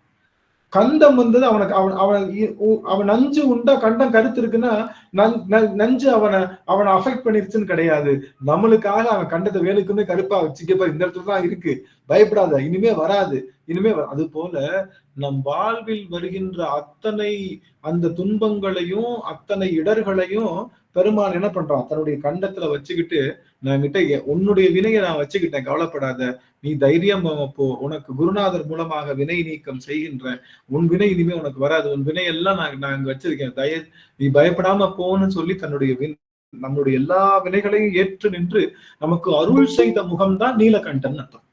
நீலகண்ட முகம் பார்க்கும் போதெல்லாம் நம்ம பயப்படக்கூடாது. ஆக நம்ம வினை எடுக்கிறதுக்கு ஒருத்தர் இருக்கா, அவன் மூலமா நம்ம என்ன பண்ணிக்கலாம், வினைய நாம சரி செய்து கொள்ளலாம் அப்படின்னு நினைச்சு நம்ம என்ன பண்ணிக்கணும், சந்தோஷப்பட்டுக்கணும். இந்த நீலகண்ட முகம் நமக்கு எதை காட்டுகிறது என்றால், நீ கவலைப்படாத, உனக்கு துன்பம் வராது, உன் துன்பத்தை நானே ஏற்றுக்கொள்கின்றேன் அப்படின்னு நம்முடைய சிவபெருமான் குருநாதராக நின்று ஏற்கின்ற அந்த வினை ஏற்கின்ற அந்த பக்குவம் தான், வினை அளிக்கின்ற பக்குவத்துக்கு பேர் தான் நீலகண்டம்னு பேர். அந்த நீலகண்டத்தை பத்தி சொல்றாரு இந்த இடத்துல. மஞ்சை போழ்ந்த மதியம் சூடும் வானோர் பெருமனார் நஞ்சை கண்டத்து அடக்கும் அதுவும் நன்மை பொருள் போலும் வெஞ்சொர் பேசும் வேடர் மடவார் இதன மதுவேறி அஞ்சற் கிளிகள் ஆயோ என வென்னும் அண்ணாமலையாறு. இப்ப அந்த அண்ணாமலை பதிகம் அப்படி அண்ணாமலை தலத்தை பத்தி சொல்றாரு. அண்ணாமலை தலம் எப்படின்னா, அந்த அண்ணாமலை அந்த மலையில யார் இருந்தாருன்னா குறவன் குரத்திகள் இருந்தாங்க. ஏன்னா மலையினாலே குறிஞ்சிக்கு சொந்தக்காரவங்க குறவன் குரத்தி. அந்த குறவன்கள்லாம் என்ன பேசுவாங்க, குறவர்கள் என்ன பேசுவாங்க அப்படின்னா, எப்ப பார்த்தா என்ன பண்ணுவாங்க, அதை புடி, அதை குத்து, அந்த இதை புடி, அப்படி வெட்டு, குத்து வெட்டு புடி இப்படின்னு வெஞ்சொற்களாகவே பேசுவாங்களாம். யாரு? குறவர்கள். ஏன்னா அவங்களுடைய வாழ்க்கை அப்படித்தானே. அவர்கள் என்ன பண்ணணும், ஏதாச்சும் ஒரு மிருகத்தை பிடிச்சு வேட்டையாடித்தான் அவங்க உணவு உண்ணணும். அதாவது மிருகத்தை பிடிச்சி அதனுடைய நரிப்பல்ல விற்கிறது, அப்புறம் வந்து பாசி ஊசி இந்த மாதிரி எல்லாம் விற்கிறது, இதெல்லாம் பண்ணக்கூடிய தொழில் வச்சிருந்தனால அவர்கள் ஏதோ ஒரு பொருளை அடிச்சு நொறுக்கித்தான் பண்ண வேண்டியது இருந்தது. அதனால எப்பயுமே சொல் எப்படி இருக்கும்னா வெஞ்சொற்களாக இருக்கும் குறவர்களுடைய சொல். அந்த வெஞ்சொற்களை உடைய குறவர்களுடைய அந்த மனைவி மடவார்கள் என்ன பண்றாங்க, அந்த திணைப்புலம் காப்பதற்காக அங்க அம்பரம் சொல்லுவாங்க. அம்பரம்னா ஸ்டேஜ், ஒரு ஸ்டேஜ் போட்டு மேல என்ன பண்ணுவாங்க, ஆயோ ஆயோன்னு கத்திட்டு இருப்பாங்க, அல்லது ஆலோலம் ஆலோலம். நமக்கு தெரியும் இல்லையா, நம்ம வள்ளி வந்து இப்ப ஆலோலம் பாடிட்டு இருப்பா திணைப்புடை காவலத்துல. அது போல அங்க இருக்கக்கூடிய அந்த வேடுவ பெண்கள்லாம் என்ன பண்றாங்களா, மேல நின்று அந்த கிளிகள்லாம் வந்து அதை சாப்பிட்டுட்டு போய் நம்ம எல்லாத்தையும் சாப்பிட்டு போயிடும். நம்ம வெள்ளாம பூரா நம்ம போட்டிருக்க அந்த அவங்க போட்டிருக்க அந்த பயிர் வெள்ளாமை எல்லாம் குருவி இதெல்லாம் சாப்பிட்டு போயிடும். அப்ப அவர்களுக்கு ஒன்றும் இல்லாம போயிட்டுன்றதுக்காக, அது வராம இருக்கிறதுக்காக என்ன பண்ணுவாங்க, எல்லாரும் ஒரு சப்தத்தை எழுப்பி கொண்டே இருப்பாங்க. ஆலோலம் ஆலோலம். இங்க என்ன சொல்றாங்கன்னா ஆயோ அப்படின்ற சத்தம் எழுப்புறாங்களாம். ஆயோ ஆயோ அப்படின்னு சத்தம் எழுப்பிக்கிட்டே இருப்பாங்க. அப்போ திருவண்ணாமலை அந்த தலம் எப்படி இருந்தது அப்படின்னா, அந்த செழிப்பு மிக்க தலமாக இருந்தது. அங்க எப்பொழுதுமே பயிர்கள் விளைந்து கொண்டிருந்தது. அங்க இருக்கக்கூடிய குறத்திகள் எல்லாமே அங்க பயிர்கள் எல்லாம் வெள்ளாமை செய்து அங்க இருக்கக்கூடிய அந்த பயிர்ல ரொம்ப சிறப்பா வாழ்ந்தார்கள் அப்படின்னு சொல்லுகின்ற அளவுல அந்த 2வது பாடல் அமைகின்றது. 3வது பாடல் கொஞ்சம் அருமையான பாடல், அது பாடலாம். யாராவது கையில புக் இருந்தா வாசிக்கலாம். ஏன்னா நீங்க எப்படி என்ன பண்றீங்கன்னு எனக்கு தெரிஞ்சுக்கிறதுக்காக. பாடுங்க ஞானத்திரளாய். ஞான திரளாய் நின்ற பெருமான் நல்ல அடியார் மேல் ஊன திரளை நக்கும் அதுவும் உண்மை பொருள் போலும் ஏன திரளோடினமான் கரடி இழியும் இரவின் கண் ஆணை திரள் வந்து அணையும் சாரன்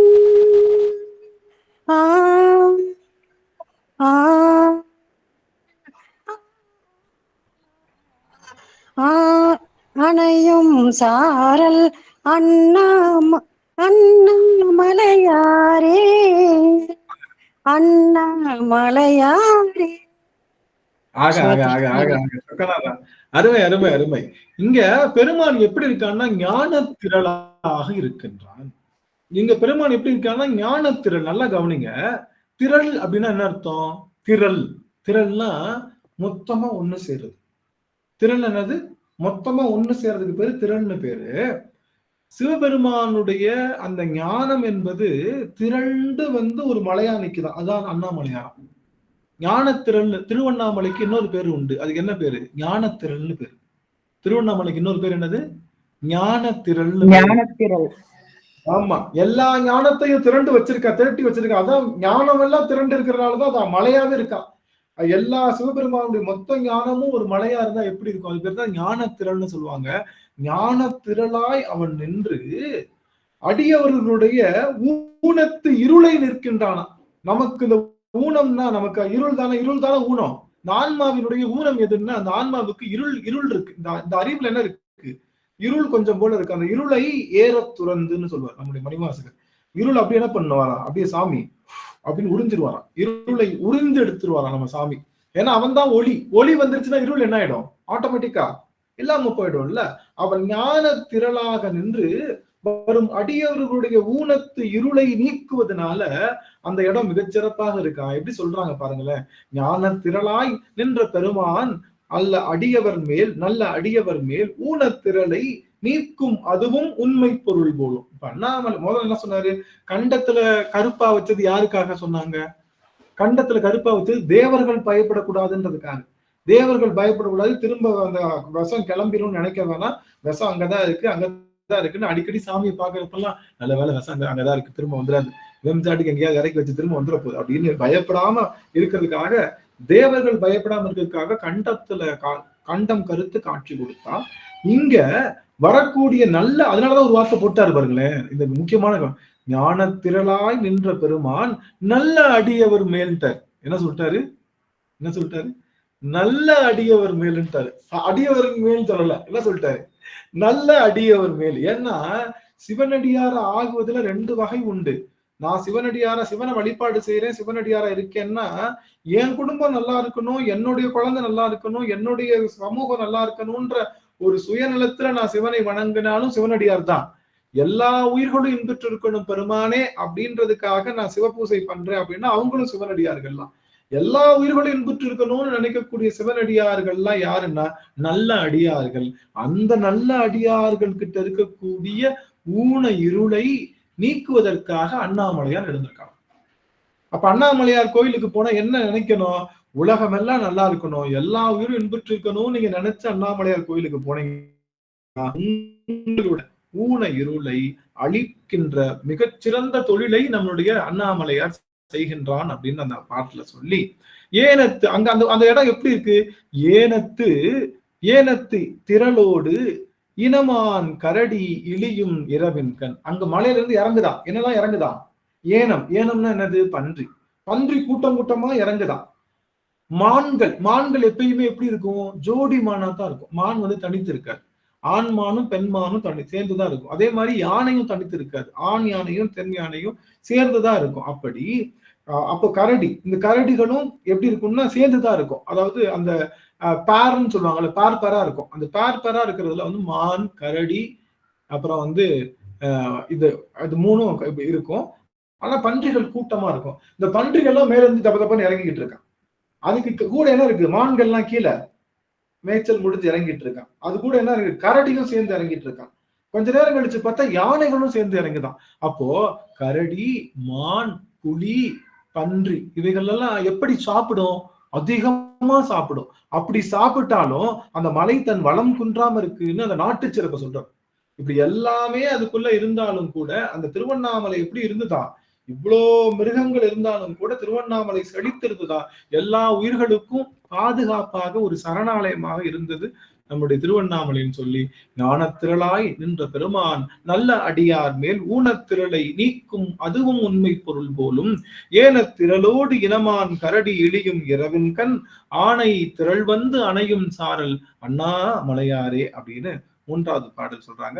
4வது பாடல் இளைத்த இடையாய் உமையால் பங்க. அல்லியம்மா பாடுறேன்னு சொல்லியிருந்தாங்க. அம்மா பாடுங்க. இளைத்த இடையால் உமை பங்க. இழைத்த இடையாள் உமையாள் பங்க இமையோர் பெருமானார் தழைத்த சடையார் விடை ஒன்றேறி தரியார் புறமெய்தார் பிழைத்த பிடியை காணாதோடி பெருங்கை மதவேழம் அழைத்து திரித்து அங்கு உறங்கும் சாரல் அண்ணாமலையாரே. சொக்கநாதா, அருமை. என்ன சொல்றாரு? இளைத்த இடையால் உமை பங்க. உமையவனுடைய இடை எப்படி இருக்கும்? உமையவனுடைய இடை எப்படி இருக்கும்? இளைத்த இடைன்னு சொல்லுவோம். அவளுடைய இடை வந்து ரொம்ப சின்னதா இருக்கும். ஏன் இடை சிறுசா இருக்கு அப்படின்னா அதுக்கு ஒரு பெரிய விஷயம் இருக்கு. அதுதான் வந்து என்ன சொல்லுவாங்க? பருத்த முளை, சிறுத்த இடை, கருத்த குழல், வெளுத்த நகை, சிவத்த இதழ், மரச்சிறுமி, விழிக்கு நிகராகும். இதை நம்ம கொஞ்ச நேரம் கழிச்சு பார்க்க இருக்கிறோம் நம்மளுடைய வேல் வகுப்புல. அதனால சிறுத்த இடை அப்படிங்கிறது அம்மையை பற்றி கூறிய. அப்பேற்பட்ட உமையவளை ஒரு பாகமாக கொண்ட பெருமான் என்ன பண்ணா? தழைத்த சடையார் விடையொன்று ஏறி அரியார் புறமெய்தார். அவன் என்ன பண்ணா அப்படின்னா தழைத்த சடை. அவன் பெருமானுக்கு சடாமுடி உண்டு. சடை இருக்கக்கூடிய ஒருவன் யாரு? தலையிலே சடாமுடி வைத்திருக்கக்கூடிய ஒரே ஒரு இறைவன் யாரு?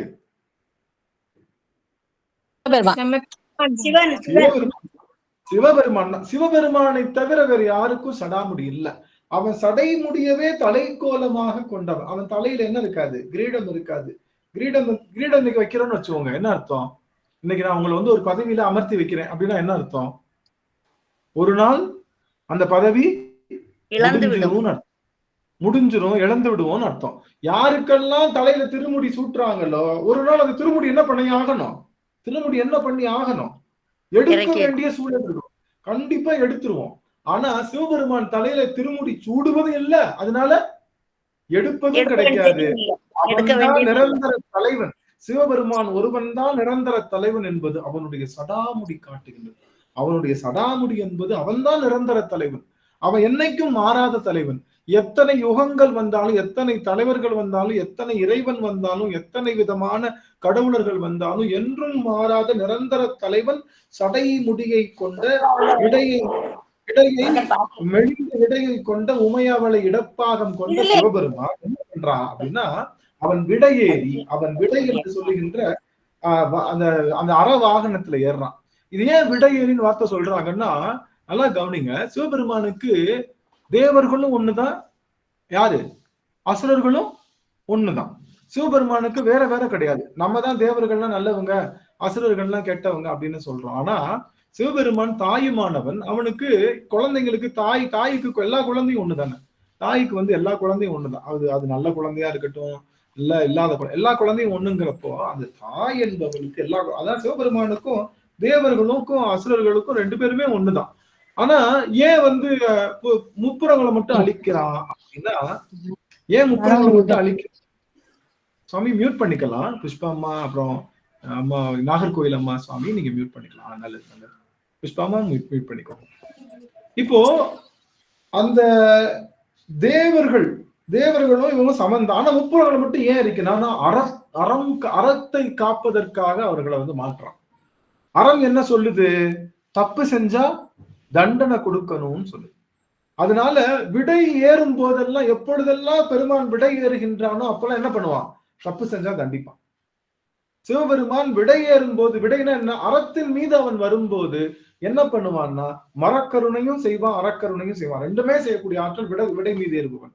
அதனால அவன் விடை மீது ஏறுவது என்பது அறத்தை நிலைநாட்டுவதற்காக தவறு செய்கின்றவர்களை ஒருக்க வேண்டும் என்பது அறம். தப்பு செஞ்சா அவங்களை தண்டிக்கணும் அப்படின்னு சொல்வது அந்த அறத்தை நிலைநிறுத்துவதற்காக அந்த விடை மேறி ஏறி முப்புறங்களை எரித்தவன் சிவபெருமான். எப்படிப்பட்டவன் அவன்? திருவண்ணாமலை இருக்கக்கூடிய சிவபெருமான் யாருன்னா, முப்புறங்களை எரித்தவன். எதுக்காக எரிச்சான்னா, அறத்தை நிலைநாட்டணுன்றதுக்காக எரிச்சான். அப்பேற்பட்ட பெருமான் இருக்கக்கூடிய அந்த இடத்துல என்ன எப்படி இருக்குன்னா, பிழைத்த பிடியை காணாது ஓடி. இப்பதான் சொன்னேன், யானை என்பது எப்பொழுதுமே எப்படி இருக்கும்? யானை என்பது எப்பயுமே ஆண் பெண் சேர்ந்து இருக்கும். சப்போஸ் ஒரு பெண் யானை காணாம போயிடுச்சுன்னு வச்சுக்கோங்க, இந்த ஆண் யானை என்ன பண்ணும்னா, பெண் யானையை தேடி தேடி அலைந்து அதற்கு கோபம் உண்டாகி மத நீர்னு சொல்லுவாங்க இல்லையா, கோப நீர் முழுவதுமாக மதம் பிடித்த யானையாக மாறிடும். தன்னுடைய இணை சேரல, இணை கிடைக்கல, இணையை காணவில்லை அப்படின்னா அந்த யானை என்னவா மாறிடும்? அந்த ஆண் யானை மிகச்சிறந்த கோபமுடைய மதமுடைய யானையாக மாறிவிடும். அப்படி எப்படி போதா? பிழைத்த பிடியை காணாது ஓடி பெருங்கை மதவேளம் அழைத்து திரித்து உறங்கும் சாரல் அண்ணாமலையார். அப்படியே அலைஞ்சு திரிஞ்சு என்ன பண்ணுமா, ஒரு வழியா தன்னுடைய இணைய தேடி அந்த இணையோடு சேர்ந்து அமர்ந்து உறங்கக்கூடிய அந்த சாரலாக அமைகின்ற இடம். நம்ம சாரல்னா மலை அடிவாரம்னு பேரு. அப்படி மலை அடிவாரமாக இருக்கக்கூடிய இடத்துக்கு பேரு திருவண்ணாமலை என்பது முப்புறங்களை எரித்திருக்கான்னு திரும்ப அந்த முப்புற செய்தியே சொல்றாரு. அடுத்த பாடல் உருக விற்று. அந்த பாடல் யாராவது பாடலாமா? பிரேமம்மா பாடுங்க. உருக விற்றுகளும் உமையால் பங்கம். வாய்ப்பு இருக்கா? பாட முடியுங்களா? சிவாய நம. திருச்சிற்றம்பலம். கேக்குதுங்களா? கேக்குது, நல்லா கேக்குது சுவாமி. உருவற்றுகளு உமையால் பங்க உமையோர் பெருமானார் செறிவில் ஒருதான் வளைய ஊன்றி சென்னி எழுவித்தார் பருவீர் குரகர் புனத்திற்கு வீத்த பருமா மணிமூத்தம் அறிவி திரளோ அழி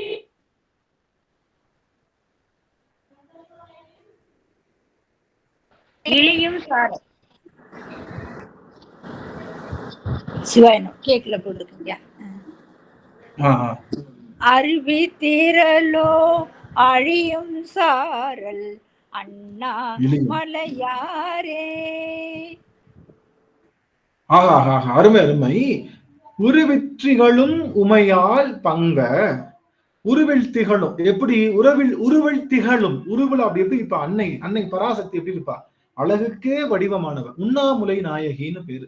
அங்க இருக்கக்கூடிய அம்பாளுக்கு பேர் என்னது? உண்ணாமுலை நாயகின்னு பேரு. உண்ணாமுலை நாயகின்னு என்ன? ஒரு தாய் தனத்தை வைத்திருப்பா, தாய் தனங்கள் வைத்திருப்பா. அந்த தாய் தனங்கள் வைத்திருக்க போகும்போது குழந்தைகள் என்ன பண்ணுவாங்க, தாயினுடைய தனத்துல வந்து உண்டு பாலை அருந்துவாங்க. ஆனா இவன் என்ன பண்ணுவா, குழந்தை உண்பதற்கு முன்னதாகவே குழந்தைக்கு ஊட்டி குழந்தையினுடைய பசியாற்றுவதனால அவளுக்கு பேர் என்ன அர்த்தம், உண்ணாமுலை நாயகின்னு பேர். உண்ணாமுலை நாயகினா குழந்தை வந்து தாயினுடைய மார்புல வாய் வைத்து அது பால் அருந்தி பசி ஆற்றுவதை விட குழந்தையினுடைய பசிய தன்னுடைய கண்களினாலே ஆற்றுவார். குழந்தை பசி வருவதற்கு முன்னதாகவே தன்னுடைய கருணை கண்களினாலே ஆற்றக்கூடிய ஆற்றலுடையதுனால அவள்கிட்ட போய் பால் அருந்திதான் என்ன பண்ணும், உலக அன்னை கிட்ட போய் பால் அருந்தினாதான் என்ன அடங்கும், பசி அடங்கும்.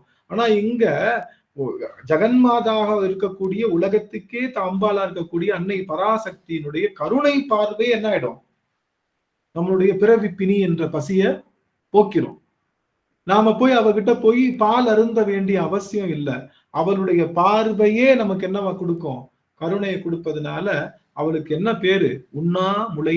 யாருமே போய் என்ன பண்ணல, எந்த உயிர்களும் போய் என்ன பண்ணல, அவளுடைய மார்பகத்துல உண்டு பால் அருந்தாமலே அவள் தருவதனால அவர் உண்ணாமுலை நாயகின்னு பேர். அந்த அப்பேற்பட்ட உண்ணாமுலை நாயகியா இருக்கக்கூடிய அவள் உருவில் திகழும் உமையாள் பங்கன் இமையோர் பெருமான். அப்படிப்பட்ட அந்த அழகான வடிவத்தை கொண்ட அந்த பெண்ணை ஒரு பாகமாக கொண்ட சிவபெருமான் என்ன பண்ணா, செருவில் ஒரு கால் வளையூன்றி செந்தி எழுவித்தார். அவர் என்ன பண்ணாரு, அந்த அவங்க அரக்கர்கள்லாம் வந்து எனக்கு அந்த முப்புறங்கள் இருக்கிறதுக்காக கையில என்ன கொடுத்தாங்க, வில்லு கொடுத்தாங்க இல்லையா, அந்த வில்ல செரு அப்படின்னா வில்ல ஒரு கால்ல ஊன்றி அப்படி பிடிச்சு நின்னானா. அப்படி பிடிச்சு நின்னோடனே அவன் வில்லு விடல. ஆனா அவன் சிரிச்ச சிரிப்புல என்ன ஆயிடுச்சு, முப்புறங்கள் எரிச்சிருச்சாரு. அதனால அப்பேற்பட்ட பெருமான் செருவில் ஒரு கால் வளையூன்றி செந்தி எழுவித்தார். அப்பேற்பட்ட பெருமான் எப்படிப்பட்டவன், பருவிரு குறவர் புனத்திற்கு வித்த அந்த குறவர்கள்லாம் அவங்களுடைய அந்த புனைக்காவல்னு சொல்லுவாங்க இல்லையா, அவங்க சேர்த்து வச்சிருக்க தானிய கிடங்குல தானியமும் இருக்குமா, அவங்க அதோட சேர்த்து என்ன வச்சிருப்பாங்களா, முத்து பவளம் மாணிக்கம் கோமேதகம் எல்லாம் அப்படி குமிச்சு வச்சிருப்பாங்களாம்.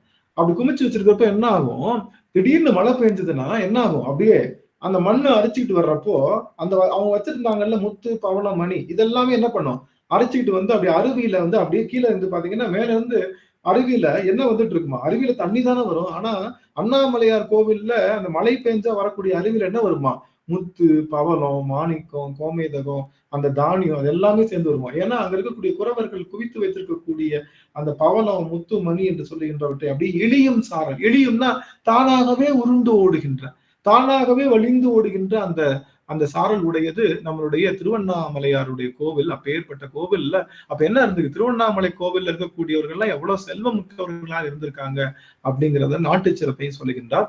அடுத்த பாடல் ஏனை, அந்த பாடல் அந்த ஏனை தோரூலி, அந்த பாட்டை யாராவது பாடலாமா, வாய்ப்பு இருக்கிற அடியார்கள், யாராவது பாடாத அடியார்கள் வாசிங்க, அதை பாடுங்க.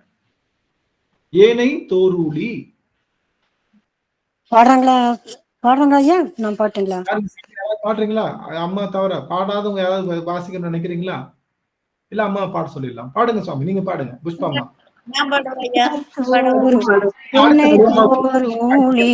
அடியார் ஏத்த இமையோர் பெருமானார் நினைத்து தொழுவார் பாவம் தீர்க்கும் நிமலர் உரை கோயில் கனைத்த மேரி காணாராயன் கைமேல் குழலூத அனைத்தும் சென்றும் திரளும் சாரல் அண்ணாமலையாரே அண்ணாமலையாரே.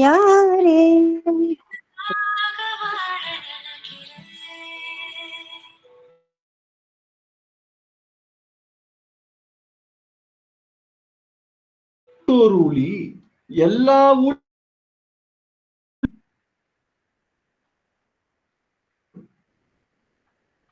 இணைத்தோரூலி அடியார் ஏத்த இமையோர் பெருமானார் நினைத்து தொழுவார் பாவம் தீர்க்கும் நிமலர் உரை கோயில். இந்த திருவண்ணாமலை கோயில் எப்படின்னா எல்லா ஊழி காலத்துல இருக்கக்கூடியவன் யாரு, எல்லா ஊழி காலத்திலையும், ஒரு ஊழி காலம் இல்ல பல ஊழிகளாக, ஊழினா முடிவு அர்த்தம், மொத்தமும் மொத்த அண்ட சராசரமும் முடிகின்ற நாளுக்கு பேரு ஊழின்னு பேரு. அப்படி எல்லா ஊழி காலத்திலையும் நிற்கக்கூடியவன் யாரு? சிவபெருமான் தான். அப்பேற்பட்ட சிவபெருமான் யாரு? தொன்மை அவன் முன்னை பழம்பொருக்கும் முன்னை பழம்பொருளை பின்னை புதுமைக்கும் பெயர்த்தும பெற்றியனை. அப்படிப்பட்ட அந்த பெருமான் எல்லா ஊழி காலத்திலும் நிற்கக்கூடிய அந்த சிவபெருமான் யாருன்னா, அடியவர்களுடைய அந்த பாவங்களை தீர்ப்பதற்காக அது நிற்கக்கூடிய பெருமான். இமையவர்களுடைய பாவங்களையும் அடியவர்களுடைய யாரெல்லாம் அவனை நினைந்து தொழுகின்றார்களோ அவர்களுடைய பாவங்களை தீர்த்து உரைபவனாக இருக்கக்கூடிய கோயிலாக விளங்குகின்ற திருவண்ணாமலை கோயில். அப்ப திருவண்ணாமலை கோயிலுக்குள்ள இருக்கிறவன் யாருன்னா, எல்லா ஊழிக்காலத்திலையும் நின்று தன்னை யாரெல்லாம் போற்றுகின்றார்களோ அவர்களுடைய பாவத்தை தீர்க்கின்றவனாக அமைகின்ற கோவிலாக அமைவது அண்ணாமலையார் கோவில். அது அண்ணாமலையாருக்கு சொல்லி அங்க இருக்கக்கூடிய என்னது, கனைத்த மேதி காணாத அயன். இப்போ நீங்க பாத்தீங்கன்னா ஆடு காணாம போச்சுன்னா மேய்ப்பன் என்ன சொல்லுவாங்க? மேய்க்கிறவங்க எப்படி கூப்பிடுவாங்க? ஆடு காணாம போச்சு. எத்தனை பேர் ஆடு வச்சிருக்கீங்க? இப்பெல்லாம் கிடையாது இல்ல?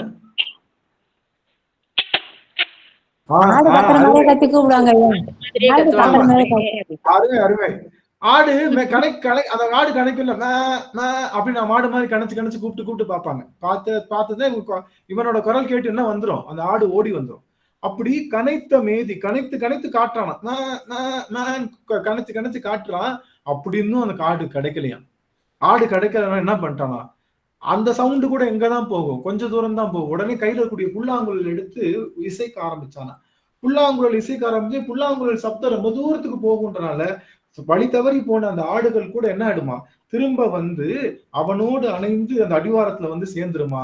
அணையும் சாரல் அண்ணாமலையாரே அப்படின்னு அந்த தலைச்சிறப்ப சொல்றாரு. அங்க இருக்கக்கூடிய அந்த அந்த மலையில ஆடுகள்லாம் மேய்ந்து ஏதோ ஒரு ஆடு வழி தவறி போனாலும் கூட அது கனைத்து கூப்பிட்டு பார்ப்பானா. கனைத்த மேதி காணாது அயன் கைமேல் குழலூத அனைத்து சென்று திரளும் சாரல் அண்ணாமலையாரே அப்படின்னு சொல்லி அந்த ஊழி காலத்துல இருக்கக்கூடிய பெருமான் தான் நம்முடைய பாவத்தை போக்கின்றவன். திருவண்ணாமலைக்கு சென்றால் நம்முடைய பாவமெல்லாம் நீங்கும் என்றத இந்த பாடல்ல சொல்றாங்க நம்முடைய சாமி. அடுத்து வந்திருக்கும் அடியார்கள் வருமேல் வினையோடு. இந்த 2 பாட்டு தான் இருக்கு நினைக்கிறேன். அதோட முடிஞ்சிச்சா? பாடு. வந்திருக்கும் அடியார் தங்கள் வருமேல் வினையோடு பந்திருந்த பாவம் தீர்க்கும் பரமனுரை கோயில் முந்தி எழுந்த முழவின் ஓசை முதுகல் வரைகள் மேல் அந்தி பிறை வந்தனையும் சாரல் அண்ணாமலையாரே. அருமை. இங்க என்ன பாட்டு பாடுறேன்னா, வந்திருக்கும் அடியார் தங்கள் வருமேல் வினையோடு. இப்போ அடியார்களுக்கு ஏற்கனவே வினையை போக்கிட்டார் சாமி. பல வினைகள் இருந்தது, அதை போக்கிட்டார். அது பல வினை, சஞ்சித வினை போயிடும்.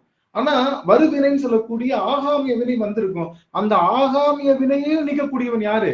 அண்ணாமலையில் இருக்கக்கூடிய அண்ணாமலையார். என்ன பண்ணிருக்கான், வந்திருக்கும் அடியார்கள் தங்கள் வருமேல் வினையோடு, அவர்களுக்கு வருகின்ற அந்த வினைகள் எல்லாத்தையும் பந்தித்திருந்த பாவம், அவரோட பிணைந்து இருக்கக்கூடிய பாவங்களையும் அவனுக்கு வருகின்ற வருவினையையும் சேர்த்து அதை தீர்க்கக்கூடிய பரமன் உரை கோயில் எதுன்னா அது அண்ணாமலை தான். இந்த அண்ணாமலையார் கோயில் எப்படிப்பட்டதுன்னா, முந்தி எழுந்த முழவின் ஓசை முதுகல் வரை கண் மேல் அந்தி பிரமம் அணையும் சாரல் அண்ணா. முந்தி எழுந்தன்னா அந்த முழவு ஓசை எப்பயுமே இருக்கும். அங்க முழவு இருக்கு இல்லையா, முழவுன்னா நம்ம இது பண்றோம்ல, நம்ம தோல் கருவி, இந்த இது மாதிரி மேளம் மாதிரி இருக்கு இல்லையா, மேளத்துக்கு முழவுன்னு சொல்லுவோம். பஞ்சவாத்தியத்துக்கும் முழவுன்னு பேர். பஞ்சவாத்தியம் இருக்கு இல்லையா, அதுக்கும் முழவுன்னு பேர். அப்படி அந்த மாதிரி இந்த மேளங்கள் அந்த மேளம் மாதிரி தோல் கருவியில அந்த இசைக்கூடிய இசை எப்பயுமே கேட்டுட்டு இருக்கோம். எப்பயுமே அங்க இருக்கக்கூடிய மக்கள் எல்லாம் எப்படி இருப்பாங்களாம், சந்தோஷமா சாயங்காலம் ஆயிடுச்சுன்னா பாட்டு பாடிட்டு இருப்பாங்களாம். அப்படி பாட்டு அங்க அவங்க போடுற அந்த இசை எங்க போகுதுன்னா முதுகல்.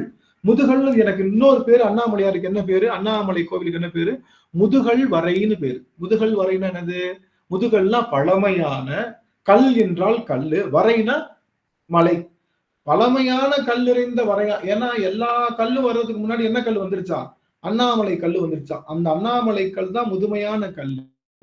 அந்த முதுமையான கல் நிறைந்த அந்த மலைக்கு பேரு அண்ணாமலை.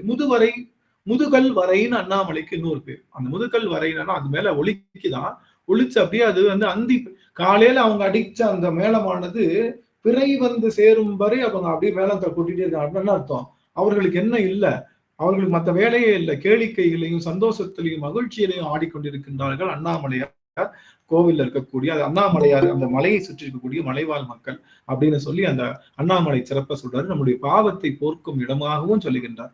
அடுத்து மறந்தான் கருதி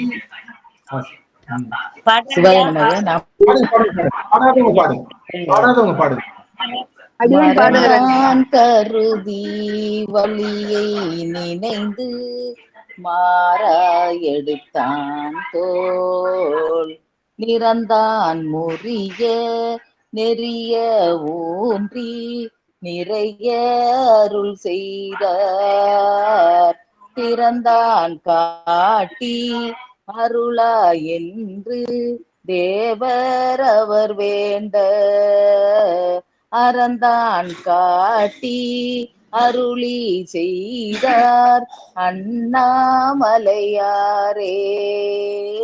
திருச்சிற்றம்பலம். இந்த பாடல் ராவணனை பத்தி சொல்றார். ராவணன் எப்படி இருந்தா, தன்னுடைய வலிமை இறைவனுக்கு முன்னாடி செல்லாதுன்னு மறந்து போயிட்டான். மறந்தான் கருதி வலியை நினைந்து மாறா எடுத்தான் தோல். அப்ப என்ன பண்ணா, சிவபெருமானுக்கு முன்னாடி எந்த வலிமையும் செல்லாதுன்னு அதை மறந்து போயிட்டான். யாரு? ராவணன். நாம என்ன பண்ணிடலாம், அந்த இமயமலையை பெயர்த்திடலான்னு தன்னுடைய தோல் வலிமையை பெருசா நினைச்சுக்கிட்டு தூக்குறானா. இந்த தோல் வலிமை யாருக்கு முன்னாடி, உடல் வலிமை யாருக்கு முன்னாடி செல்லாது, சிவபெருமானுக்கு முன்னாடி செல்லாது. அதனால என்ன பண்ணார் சிவபெருமான், தன்னுடைய ஒரு பெருவரலை அழுத்தினவனு என்ன ஆயிடுது, அவனுடைய 20 தோள்களும் அப்படியே உடைஞ்சு விழுந்துதான், அப்படியே இற்று போய் விழுந்துதான். அந்த 20 தோள்களை உடைஞ்சு போய் விழுந்ததுக்கு அப்புறம் சிவபெருமானுடைய பெருமையை உணர்ந்தானா. சிவபெருமானுக்கு முன்னாடி நிமிந்தெல்லாம் நிக்க கூடாது, எப்பேற்பட்ட வலிமையோடையவனும் சிவபெருமானுக்கு முன்னாடி ஒண்ணும் இல்லை. அதை உணர்ந்ததுக்கு அப்புறம் சிவபெருமான் என்ன பண்ணாரா, அவருக்கு அருள் செய்தாராம். யாருக்கு? ராவணனுக்கு அருள் செய்தார். அதனால மறந்தான் கருதி வலியை நினைந்து மாறா எடுத்தான் தோல் நிறந்தான் முறிய நெறிய ஊன்றி நிறைய அருள் செய்தார். அப்படி அருள் செய்தவன் யார் அப்படின்னா, திறந்தான் காட்டி அருளா என்று தேவர் வேண்ட அறந்தான் காட்டி அருளி செய்தார். அப்ப தேவர்கள் என்ன கேட்டாங்க, சுவாமி நீ திறம்னா வலிமை, உனக்கு வலிமை இருக்குன்னு தெரியும் சாமி, அதை நீ காட்டணும் சாமி அப்படின்னு யார் வேணா, தேவர்கள்லாம் என்னன்னு வேண்டாங்க, முப்புறங்களை எப்படியாவது நீ எரிச்சிருங்க சுவாமி அப்படின்னு வேண்டும் போது சிவபெருமான் என்ன பண்ணான், முப்புறங்களை எரியுன்னு சொன்னோட இவரை எரிக்கல. அவன் பார்த்த முப்புறங்களுக்கு என்ன பண்றாங்கன்னு பார்த்தா, முப்புறங்கள் என்ன பண்ணாங்க, அந்த முப்பராதி அந்த அந்த அசுரர்கள் என்ன பண்ணாங்கன்னு எல்லாரையும் துன்புறுத்தினாங்க. அப்போ துன்புறுத்தக்கூடாது இல்லையா, துன்புறுத்தது தப்பு. அப்ப துன்புறுத்தினா அவன் என்ன பண்ணணும், கண்டிப்பா அவனை அடிச்சு திருத்தணும். அப்ப அதுக்கு அறம் சொல்லியிருக்கு. அதனால என்ன சொன்னாரு, அந்த முப்புறங்களை அழிப்பதற்கு சாமி என்ன காமிச்சாராம், அறத்தை காமிச்சாராம். ஓ, அறத்தின்படி நான் போறேன் அவங்களை அழிப்பதற்கு, அவங்களுடைய உருவத்தை மாற்றுவதற்கு நான் அறத்தின்படி போறேனே தவிர அவங்களை அழிக்கணும்ன்ற எண்ணம் எனக்கு கிடையாது. ஏன்னா அறம் என்பிலதனை வெயில் போல காயுமே அன்பிலதனை அறம்னு சொல்லுவாங்க. அதாவது எலும்பில்லாத அந்த அந்த அந்த புழுக்களை எப்படி வெயில் வாட்டி வதக்குமோ அது போல அன்பில்லாதவர்களை அறம் என்பது வாட்டி வதக்கும். அப்போ அது மாதிரி அறத்தின்படி இவர்களை வாட்டி வதக்க போறேனே தவிர எனக்கு இவங்களுக்கும் கருணை இல்லைன்னா கிடையாதுன்னு சொல்லி தேவர்கள் எல்லாம் சிவபெருமானுடைய திறத்தை வேண்ட அவன் அறத்தை காட்டி அருள் செய்தான். எனக்கு இதுதான் இன்னைக்கு தலைப்பு, அறந்தான் காட்டி அருளி செய்தான் அண்ணாமலையாரே. நீங்க ஒண்ணு தெரிஞ்சுக்கோங்க, ஒரே ஒரு நிமிஷம் இந்த செய்தியோட நான் கொஞ்சம் ஓரளவுக்கு டக்கு டக்குன்னு அடுத்த பாட்டை சொல்லி நிறைவு செய்துறேன். ஒரு நிமிடம் வாய்ப்பு அடிவர்கள் ஆன் பண்ணிக்கலாம். முக்கியமான செய்தி என்ன அப்படின்னா, இந்த சைவ பெருமக்களுக்கு என்ன இருக்கணும் அப்படின்னா, எது இருந்தாலும் இல்லாட்டினாலும் அறத்தின்படி நிற்கணும். அறத்தின்படி நின்னாதான் அருள் கிடைக்கும். நீங்க அறம் இல்லாம நீங்க எத்தனை முறை சிவபெருமானை நீங்க போற்றி செய்தாலும், இந்த மூவர் இருக்காங்கல்ல, யாரு முப்புராதிகள் யாருக்கிட்டதான் வரம் வாங்கினாங்க, சிவபெருமான்கிட்ட தான் வரம் வாங்கினாங்க. நாங்க 3 கோட்டைகளாக இருக்க வேண்டும்னு. அது கேட்டோடனே அவங்க தவத்துக்காக வரம் கொடுத்தா, ஆனா அவங்க எதை மீறினாங்க, தவத்தை பண்ணதுக்காக வரம் கொடுத்தான், ஆனா எதை அறத்தை மீறினாங்க. அறத்தை மீறியதுனால தவ வலிமை போயிடும். நீங்க அறத்தை மீறிட்டீங்கனாலே நீங்க எவ்வளவு தவம் செய்தாலும் உங்க தவ வலிமை போயிடும். அதனால சிவ அடியார்களுக்கு அறம் என்பதுதான் முக்கியம். அதை காட்டுவதற்காகத்தான் அறத்தின் மேல் விடை, அந்த விடை வாகனம் எதை குறிக்கிறதுனா அறத்தை. அறம்னா என்ன, எதை செய்ய வேண்டுமோ அதை செய்து, எதை தவிர்க்க வேண்டுமோ அதை தவிர்த்து நிற்கக்கூடியதுக்கு பேரு தான் அறம்னு பேரு. அல்லாதனவற்றை தடுத்தோம், வேண்டியவற்றை செய்தோம். இப்ப என்ன பண்ணணும், தர்மம் செய்யணும், எல்லாத்துக்கும் சாப்பாடு போடணும்ன்றது அறம். பொய் சொல்லக்கூடாதுன்றதும் அறம். அப்ப பொய் சொல்லக்கூடாதுன்றதை தவிர்த்து நல்லது செய்யணும் அப்படிங்கிற விஷயத்த செய்தோம் அப்படின்னா அதுக்கு பேர் அறம். நல்லது செய்ய வேண்டியவற்றை செய்தும் செய்யக்கூடாதவற்றை செய்யாதிருப்பதும் அறம். அதனால அந்த அறத்தை செஞ்சா மட்டும்தான் நம்ம எல்லாம் செய்ய வேண்டியதெல்லாம் செஞ்சிருவோம். நம்ம எல்லாம் ஆனா செய்யக்கூடாதெல்லாம் செய்யாம இருக்கிறோமா? செய்ய வேண்டியதான் செய்வோம். எல்லாத்துக்கும் சாப்பாடு போடுவோம், வர்றவங்களுக்கு நல்லது செய்வோம், சிவபூசை பண்ணுவோம், எல்லாம் பண்ணுவோம். செய்யக்கூடியது என்ன? அடுத்தவங்க மேல பொறாமப்படக்கூடாது, கோவப்படக்கூடாது, பகைவரா இருக்கக்கூடாது, இதெல்லாம் செய்யக்கூடாது. ஆனா அதை செய்யறோமா? இல்ல, மனசுக்குள்ள இருக்குல்ல. அப்ப அதையும் செய்யாம இருந்தா தான் முழு அறத்தில் நிக்க முடியும். அறத்துல நின்னா மட்டும்தான் சிவத்தினுடைய அருள் கிடைக்கும். நீங்க இது என்ன வேணாலும் பண்ணிக்க, நீங்க சிவபூசை எவ்வளவு பண்ணாலும் சரி, அறத்துல நிக்கல அப்படின்னா நமக்கு அருள் கிடைக்காது. அதனாலதான் அறந்தான் காட்டி அருள் செய்தார் அண்ணாமலையாரே. அம்மா பொன்முடி அம்மா பாடுங்க, தேடி காணா திருமால். சிவா திருச்சிற்றம்பலம்.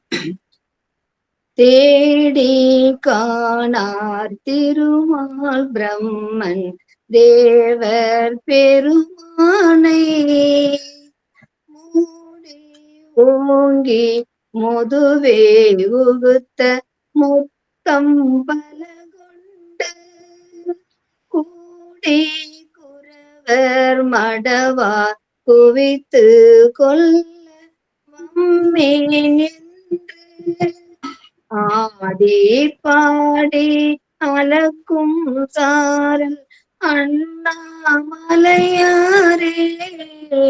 அண்ணாமலையாரே. திருச்சிட்டோம். நன்றிங்க ஐயா. எப்படின்னா இங்க யாருன்னா அண்ணாமலைக்கு இன்னொரு சிறப்பு இருக்கு.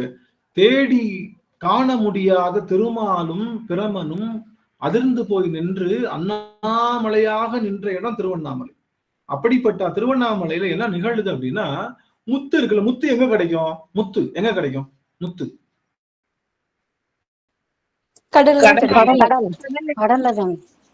கடல்ல கிடைக்கும்ல. ஆனா முத்து மூங்கில்லையும் கிடைக்கும். முத்து மூங்கில்லையும் கிடைக்கும். மூங்கிலுடைய கூடு இருக்கு இல்லையா, மூங்கில் கூட்டுல சிறு சிறு அந்த நத்தை பூச்சிகள்லாம் அதுக்குள்ளேயும் வந்து இந்த மூங்கில்ல மழை பெய்யும் போது வருகின்ற சாலைகள் மூங்கில் முத்துன்னு அதுக்கு பேரு. மூங்கில் முத்துன்னு பேரு. மூங்கில் காடுகள்ல மூங்கிலுக்குள்ள இடையில இருக்கும். அதே மாதிரி கரும்பு இருக்குல்ல, கரும்புலையும் முத்து வரும். கரும்பு சொல்றாங்க இல்லையா, கரும்பு பிசின் இருக்கு இல்லையா, கரும்பு பிசின் என்ன ஆகும், அது அப்படியே பட்டு தண்ணி பட்டு அப்படியே பாத்தீங்கன்னா அப்படியே நல்ல உருண்டையா அப்படியே முத்து மாதிரி ஒரு பெரிய பொருள் ஆகும். கரும்புலையும் முத்து விளையும், மூங்கில்லையும் முத்து விளையும்.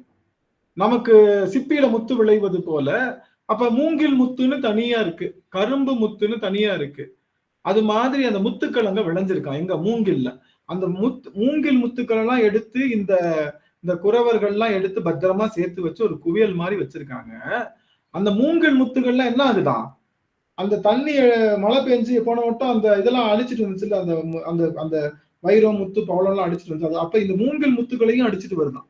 அப்படி மூங்கில் முத்துக்களை அடிச்சிட்டு வந்து எப்பயுமே ஆடி பாடிக்கொண்டே இருப்பாங்களாம் குறவர்கள். அப்படி ஆடி பாடிக்கொண்டே இருக்கக்கூடிய குறவர்கள் அவர்களுடைய மூங்கில் முத்துக்கள் எல்லாம் அப்படியே அந்த இடத்தை அப்படியே வழிஞ்சு ஓடுது. அந்த இடம் எப்படிப்பட்ட இடம் அப்படின்னா, தேவர்கள சிறந்த தலைவனாக இருக்கக்கூடிய திருமாலும் பிரமனாலும் காணப்பட முடியாத ஒரு அருட்பெரும் சோதி வடிவாக நின்ற அண்ணாமலை கோவில் இப்படிப்பட்ட பெருமைகளை உடையது என்று நம்முடைய சுவாமி சொல்லுகின்றார். அடுத்த பாடல் பாடலாம். தட்டை இடுக்கி அடியவர்கள் எவரேனும் ஒருவர் அடியான் பாட்டுங்களாங்க, பாடுங்க சுவாமி, பாடுங்க. தட்டை இடுக்கி தலையை பறித்து சாமனே நின்றுண்ணும் பிட்டர் சொல்லும் கொல்ல வேண்டா பேணி தொழுமின்கள் வட்ட முளையால் உமையால் பங்கர் மன்னி உரை கோயில் அட்ட மாலி திரள் வந்தனையும் அண்ணாமலையாரே. இங்க சமணருடைய அதாவது ஒரு குறை சொல்றாரு சுவாமி. அண்ணா நம்மளுடைய காளி பிள்ளையாருடைய முழு நோக்கமே யாரை ஒழிக்கணும்ன்றதுதான் நோக்கம் இருக்கு. காளி பிள்ளையாருடைய முழு நோக்கமே இதுதான், சமணர்களை வச்சு செய்யணும், அவங்க முடிக்கிறது தான் நம்மளுடைய சாமியோட நோக்கமே. அதனாலதான் தோளுடைய செவியன்னு முதல் பாடலே பாடினார்.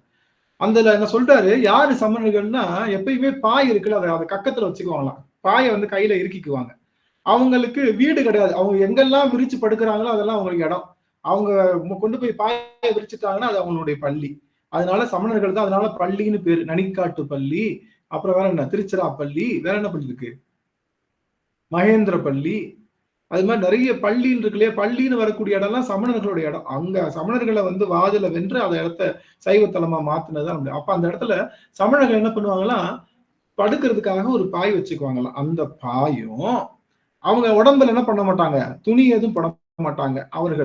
அவர்கள் சமணர்களை அமணர்கள்னு சொல்லுவாங்க, குண்டர்கள்னு சொல்லுவாங்க, குண்டியர்கள்னு சொல்லுவாங்க, முண்டர்கள்னு சொல்லுவாங்க. 3 பேர். முண்டர்கள்னா என்னன்னா, உடம்புல ட்ரெஸ் போடாம இருந்தோம்னா அது பேர் முண்டோன்னு பேர். முண்டோன்னு சொல்லுவாங்க. முண்டோன்னு என்ன அர்த்தம், உடம்புல துணி இல்லாம இருந்தா அது பேர் முண்டர்கள்னு அர்த்தம்.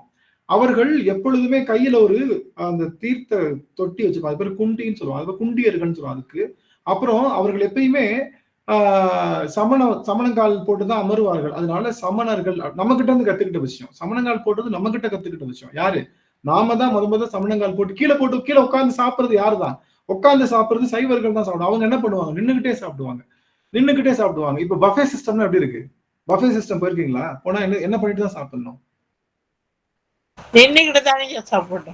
சமணர்கள் விட்டு போன இடம் தான். அதே மாதிரி பள்ளின்னு சொல்றோம், ஸ்கூல்னு சொல்றோம்ல, அதெல்லாம் யாரு, சமணர்கள் என்ன பண்ணுவாங்கன்னா போய் விரிப்பாங்க, விரிச்ச இடத்துல போய் படுத்துக்குவாங்க. படுத்த இடத்துலயே என்ன படுத்த இடத்துல திரும்ப உட்காந்து என்ன சொல்லி கொடுப்பாங்க, பாடம் சொல்லி கொடுப்பாங்க. அவங்க படுத்தாங்கல்ல, நம்ம என்ன பண்ணுவோம், பெட்ரூம்க்கு பேர் என்னது, பள்ளி அறைன்னு பேர். நமக்கு வந்து பெட்ரூமுக்கு பள்ளி அறைன்னு பேரு, ஹாலுக்கு ஒரு பேர் வச்சிருப்போம், கிச்சன் சமையலை இருக்கும், அப்படி எல்லாம். ஆனா சமணர்களுடைய வீட்டுல என்ன மட்டும்தான் இருக்கும்,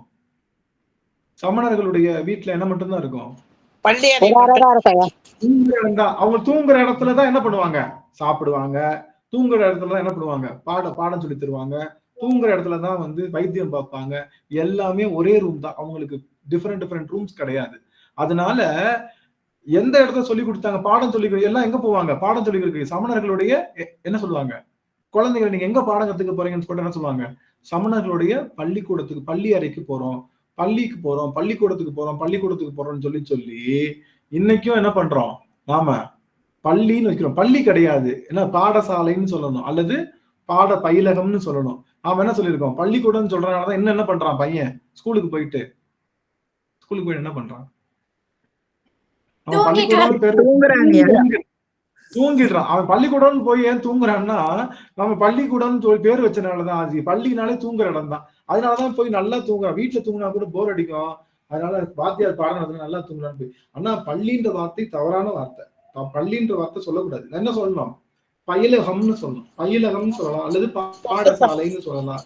இந்த மாதிரிதான் சொல்லணும். பள்ளின்னு சொன்னா தப்பா. அது பள்ளின்ற வார்த்தை யாருகிட்ட இருந்து வந்தது, சமணர்கள் கிட்ட இருந்து வந்தது. சமணர்கள் தான் பிரிச்சு படுத்த இடத்துலயே அந்த சொல்லி கொடுத்தாங்க, அவங்க கல்வி போதிச்சாங்க. அதனால அதுக்கு பேரு பள்ளிக்கூடம்னு வந்துச்சு. சரி, அப்படிப்பட்ட அந்த சமணர்கள் என்ன பண்ணுவாங்களாம், தப்பா சொல்லி கொடுப்பாங்களாம். தட்டை இடுக்கி தலை பறித்து சமனே நின்று உண்ணும் பிட்டர் சொல்லும் பொருள் கொள்ள வேண்டாம். அவங்க சொல்ல காது கொடுத்து வாங்காதீங்க. அவன் என்ன சொல்லுவான், யாரையும் கொல்லாதம்பா, அவனுக்கு தேவைப்பட்ட என்ன பண்ணுவான், கொல்லுவான்.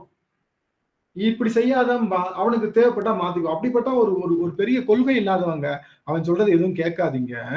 வட்ட முளையால் உமைப்பங்கர் மண்ணி உரை கோயில் அட்டமாலி திரள் வந்து அணையும், அட்டம் ஆழி திரள் வந்து அணையும் அண்ணாமலையார். அந்த அட்டமாலி அப்படின்னா சிங்கம். இந்த வட்ட உமையால் உமைப்பங்கன், அதாவது அந்த அன்னை பராசக்தியை ஒரு பாகமாக கொண்ட அந்த சிவபெருமான் உரைகின்ற கோயில் இருக்கக்கூடிய அந்த மலை அடிவாரத்துல சிங்கங்கள்லாம் வந்து அணையுமா. சிங்கங்கள்லாம் வந்து அணையக்கூடிய சாரல் உடைய அந்த அண்ணாமலையார் கோவில்ல அந்த பெருமானை நீங்க கேளுங்க, இந்த சமணர்கள் சொல்றது தயவு செய்து கேட்காதீங்க அப்படின்னு சொல்றாரு. இறுதி பாடல் யாராவது ஒருத்தவங்க பாடலாம். அல்லால் அட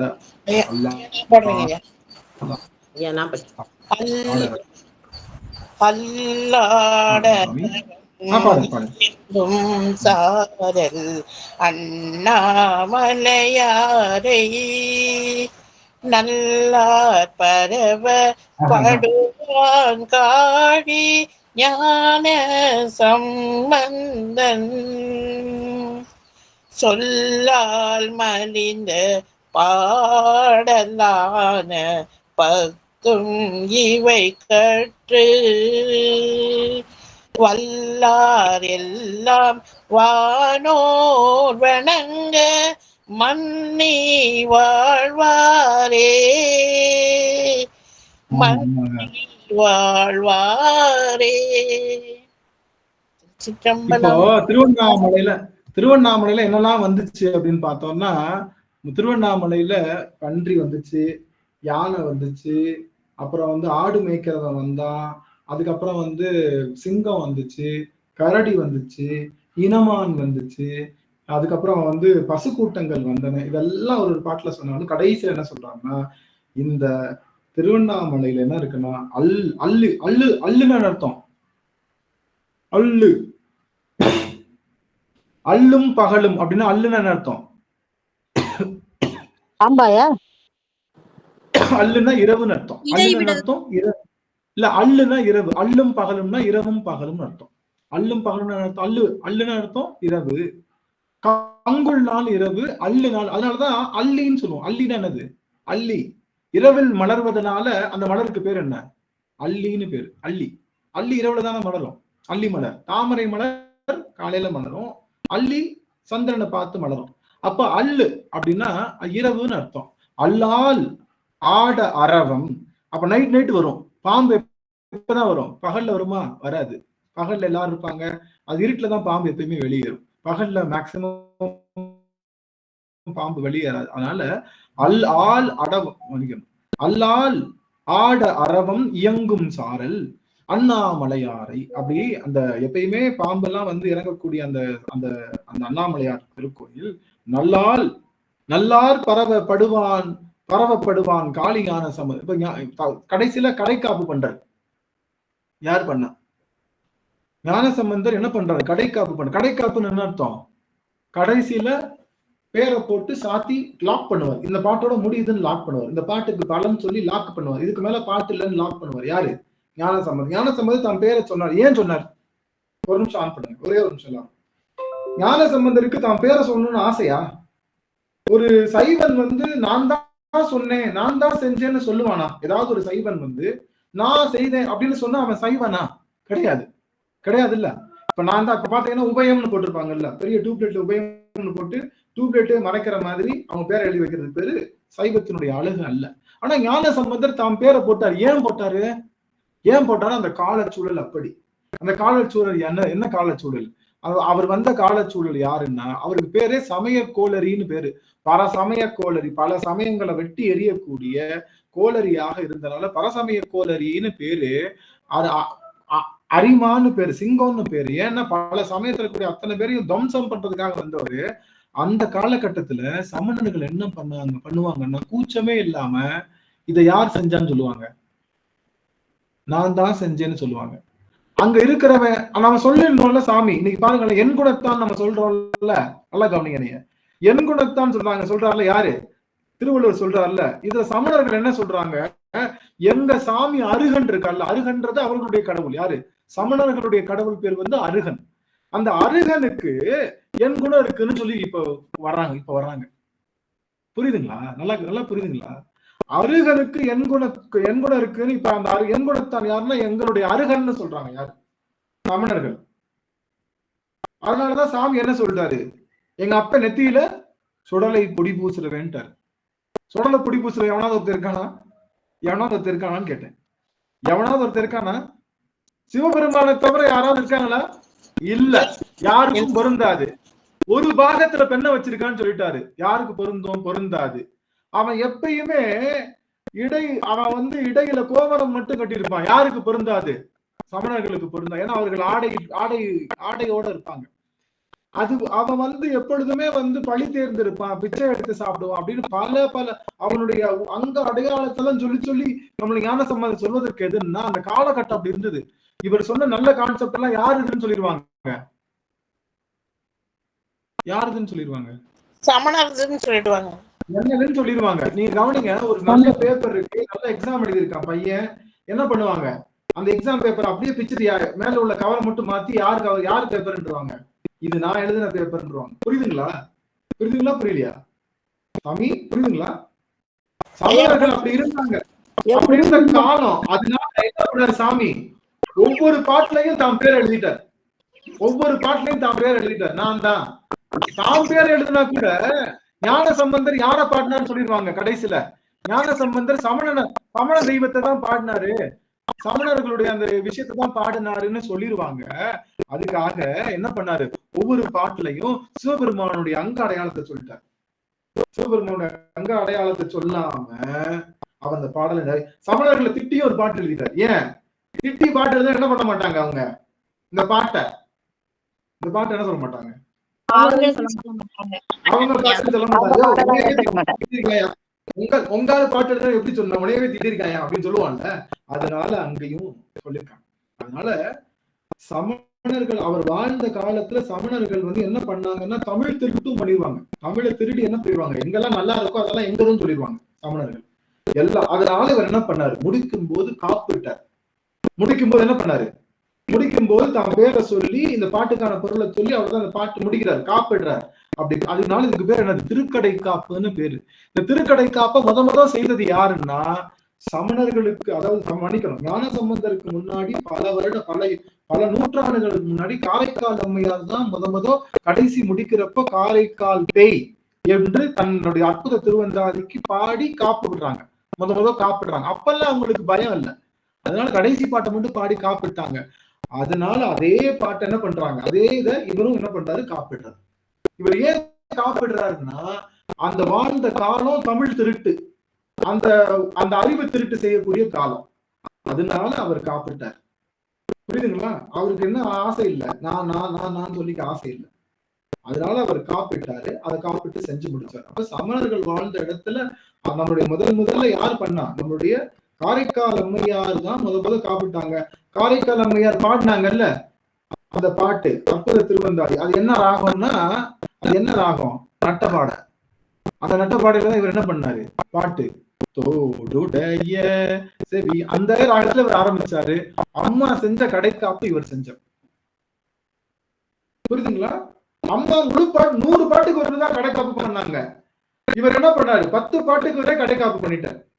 அப்பேற்பட்ட ஆற்றலுடைய. அதனால ஞான சம்பந்தர் தவறா நினைக்கிறானா, ஐயா என்ன இப்படி கடைசியில தாம் பேரை போட்டிருக்காரு அப்படின்னு நினைக்க வேணாம். அவர் வாழ்ந்த கால சூழல் அப்படின்னு சொல்லி அண்ணாமலையாருடைய பதிகத்தை மிகச்சிறப்பாக இந்த பாட்டை யாரெல்லாம் பாடுறாங்களோ அவங்க என்ன பண்ணுவாங்கன்னா, சொல்லால் மடிந்த பாடலான பத்தும் இவை கற்று வல்லாரெல்லாம் வானோர் வணங்க மன்னி வாழ்வார். நீங்க இந்த பாட்டை யாரெல்லாம் மனப்பாடம் செய்து யாரெல்லாம் புரிஞ்சு படிக்கிறாங்களோ அவங்க எல்லாரையும் வானோர்கள் வணங்கி மகிழ்ந்து போற்றுவார்களாம். அப்பேற்பட்ட இடத்தை அடைவார்கள். இன்னைக்கு இந்த பாட்டை எல்லாரும் நம்ம தெளிவா பார்த்தோம்.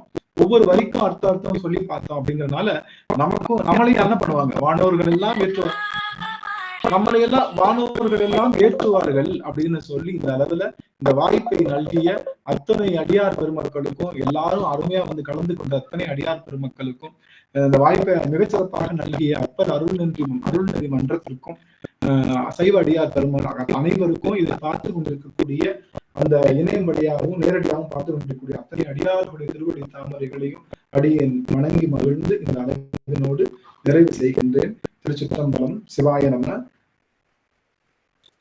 திருச்சிற்றம்பலம். சிவாய நம.